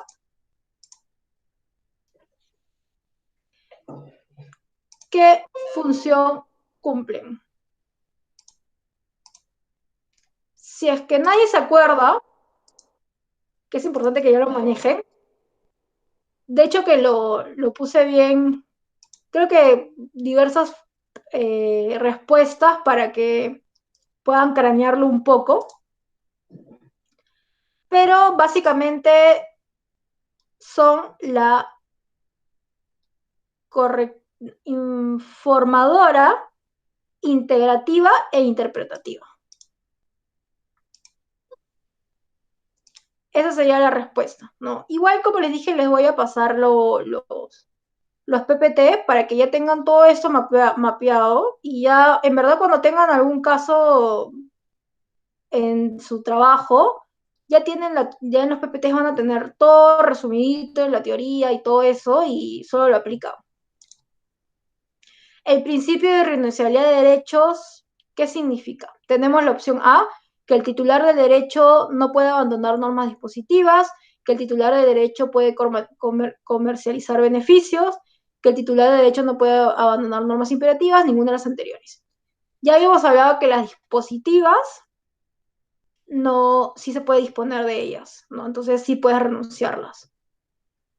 Comercializar beneficios, no implica eso, ¿no? La responsabilidad de derechos no implica que puedes comercializar beneficios o puedes vender tus derechos. Entonces es la opción 3, ¿no? Significa que el titular de derechos no puede abandonar normas imperativas. Tus derechos constitucionales, humanos, no pueden ser materia de disposición. Y el principio de buena fe implica que el trabajador proteja los derechos del trabajador. Esto es verdad, ¿no? Verdadero. ¿Por qué es que le doy yo esta mirada? Porque muchos no han estudiado muy a fondo el principio de buena fe desde el lado del empleador, ¿no? Justamente como mi tesis está enfocada en el derecho al descanso frente a las nuevas tecnologías, mi tesis de maestría, he abordado mucho lo que es el principio de buena fe, y el principio de buena fe tiene muchos alcances, ¿no? Y si nos vamos desde la historia del derecho del trabajo, el empleador no solamente viene a ser alguien que te da las órdenes, también te salvaguarda los derechos que tienes. Entonces, su principio de buena fe abarca eso, evitar actos maliciosos, actos que perjudiquen al trabajador en su ámbito privado. Por eso es que se puede aplicar en cualquier acto cualquier acto fraudulento que quiera hacer el empleador. Entonces, es muy importante tener en cuenta este principio porque va a rodear todo lo que hagamos. Y hemos terminado en punto, 9:30, chicos y chicas. Si es que tuvieran alguna pregunta adicional, me pueden decir ahorita, o también les voy a dejar mi correo, es soniaq7@gmail.com, para que cualquier casito, cualquier tema del cual tengan duda en general sobre algo que les pase en el trabajo y todo eso, me preguntan y yo se los voy a absolver.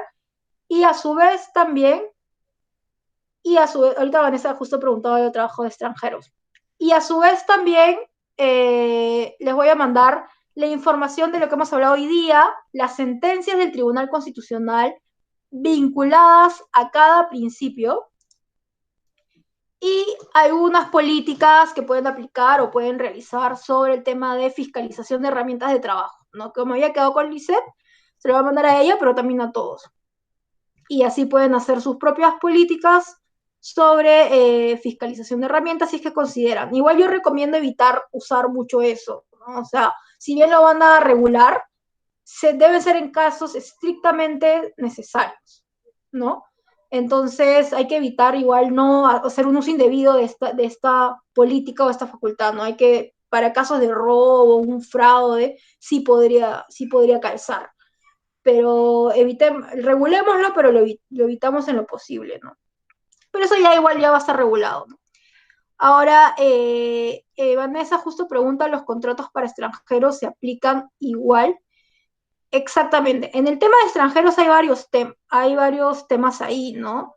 En principio, sí existe el derecho que haya una igualdad con los extranjeros respecto a la legislación laboral, pero también hay un régimen especial que ha sido regulado hace muchos años, y ahí te dice qué requisitos debes cumplir para los contratos extranjeros, ¿no? Por ejemplo, los contratos extranjeros que no están en la CAN ni en Mercosur tienen su propia legislación y te piden diversos temas, ¿no? Primero para que un extranjero pueda laborar en Perú, tiene que tener una calidad migratoria habilitante. Y esta calidad migratoria puede ser como trabajador residente. Para trabajador residente tienes que tener un contrato de trabajo, debes registrar ese contrato de trabajo en el Ministerio de Trabajo en una plataforma que se llama Civime. Y luego ya, incluso cuando es tu primer trabajo, o sea, cuando recién vas a entrar y recién vas a cambiar tu calidad migratoria de turista a trabajador residente, te piden ficha de Interpol, que es una ficha que tienes que hacer cola en Surco, si no me equivoco. Te piden antecedentes, dentro de eso te piden antecedentes penales, judiciales, y el tema del contrato de trabajo, y hay un montón de requisitos Pero, Vanessa, hablando de eso, te puedo pasar la norma para que también lo tengas mapeado, ¿no? CAN y Mercosur sí se aplica de manera distinta. Y toda esa información de migraciones está en la página web, que también yo también he visto contratos de extranjeros. Ahí te voy a pasar los requisitos. Está bien complicado ahorita, ¿no? Por el tema de la pandemia, todo es virtual y han cambiado mucho todos los requisitos que te piden, ¿no? Si es un nuevo trabajador, igual no es imposible, ¿no? Ahí sacas tu cita en Interpol, te dan tus antecedentes, sacas, dependiendo de que si tiene hijos, si a los hijos le vas a hacer el cambio de calidad migratoria también, ¿no? Va a depender mucho de los requisitos que se regulan, pero no es tan complicado. Lo único que es engorroso los trámites, ¿no? Justamente hace unos meses también estuve viendo varios trámites, pero como dije, no es imposible, todos han procedido. En el caso de que se pueda acoger a la ley general, sí, en teoría sí debería. Sí, en teoría sí debería acogerse a la ley general por el principio de igualdad con extranjeros. En el tema de despido arbitrario y en el tema de los contratos a plazo fijo, sí debería aplicarse a la ley general. Pero para el tema de trámite de cambio de calidad migratoria y todo eso, ahí sí tiene su propia norma, ¿no? Pero tienen los mismos derechos, por si acaso, en general. Podrían irse al Ministerio de Trabajo y todo eso. No hay problema con eso. Bueno, chicas, si es que no tienen alguna pregunta adicional, doy por terminar la sesión y ya las espero el viernes, que ahí vamos a ver ya la parte más práctica, ¿no? Hoy día hemos visto un poco de teoría para poder entender la lógica del derecho del trabajo. Vamos a ver el tema de elementos y tipos de contrato de trabajo. Vamos a hacer nuestros contratos de trabajo, vamos a ver las cláusulas de exclusividad que pueden hacerse en sus contratos de trabajo, los tipos de contrato y todo eso. Y incluso ahí, si ustedes quieren ser consultoras también laborales, incluso solo haciendo redacción de contratos de trabajo ya hay bastante trabajo, vale la redundancia, ¿no? O sea, porque a veces hay empresas que te piden que hagas contratos a plazos fijos y hay unos no saben cómo hacerlo ni saben cuándo aplicar tal contrato a plazo fijo. Entonces, eso lo vamos a ver también en la próxima clase para que tengamos muy en cuenta el tema de los contratos de trabajo. Entonces, muchas gracias, chicas, y ya espero verlas. Les voy a mandar todo el material también y ya espero verlas el viernes. Cuídense mucho. Chao.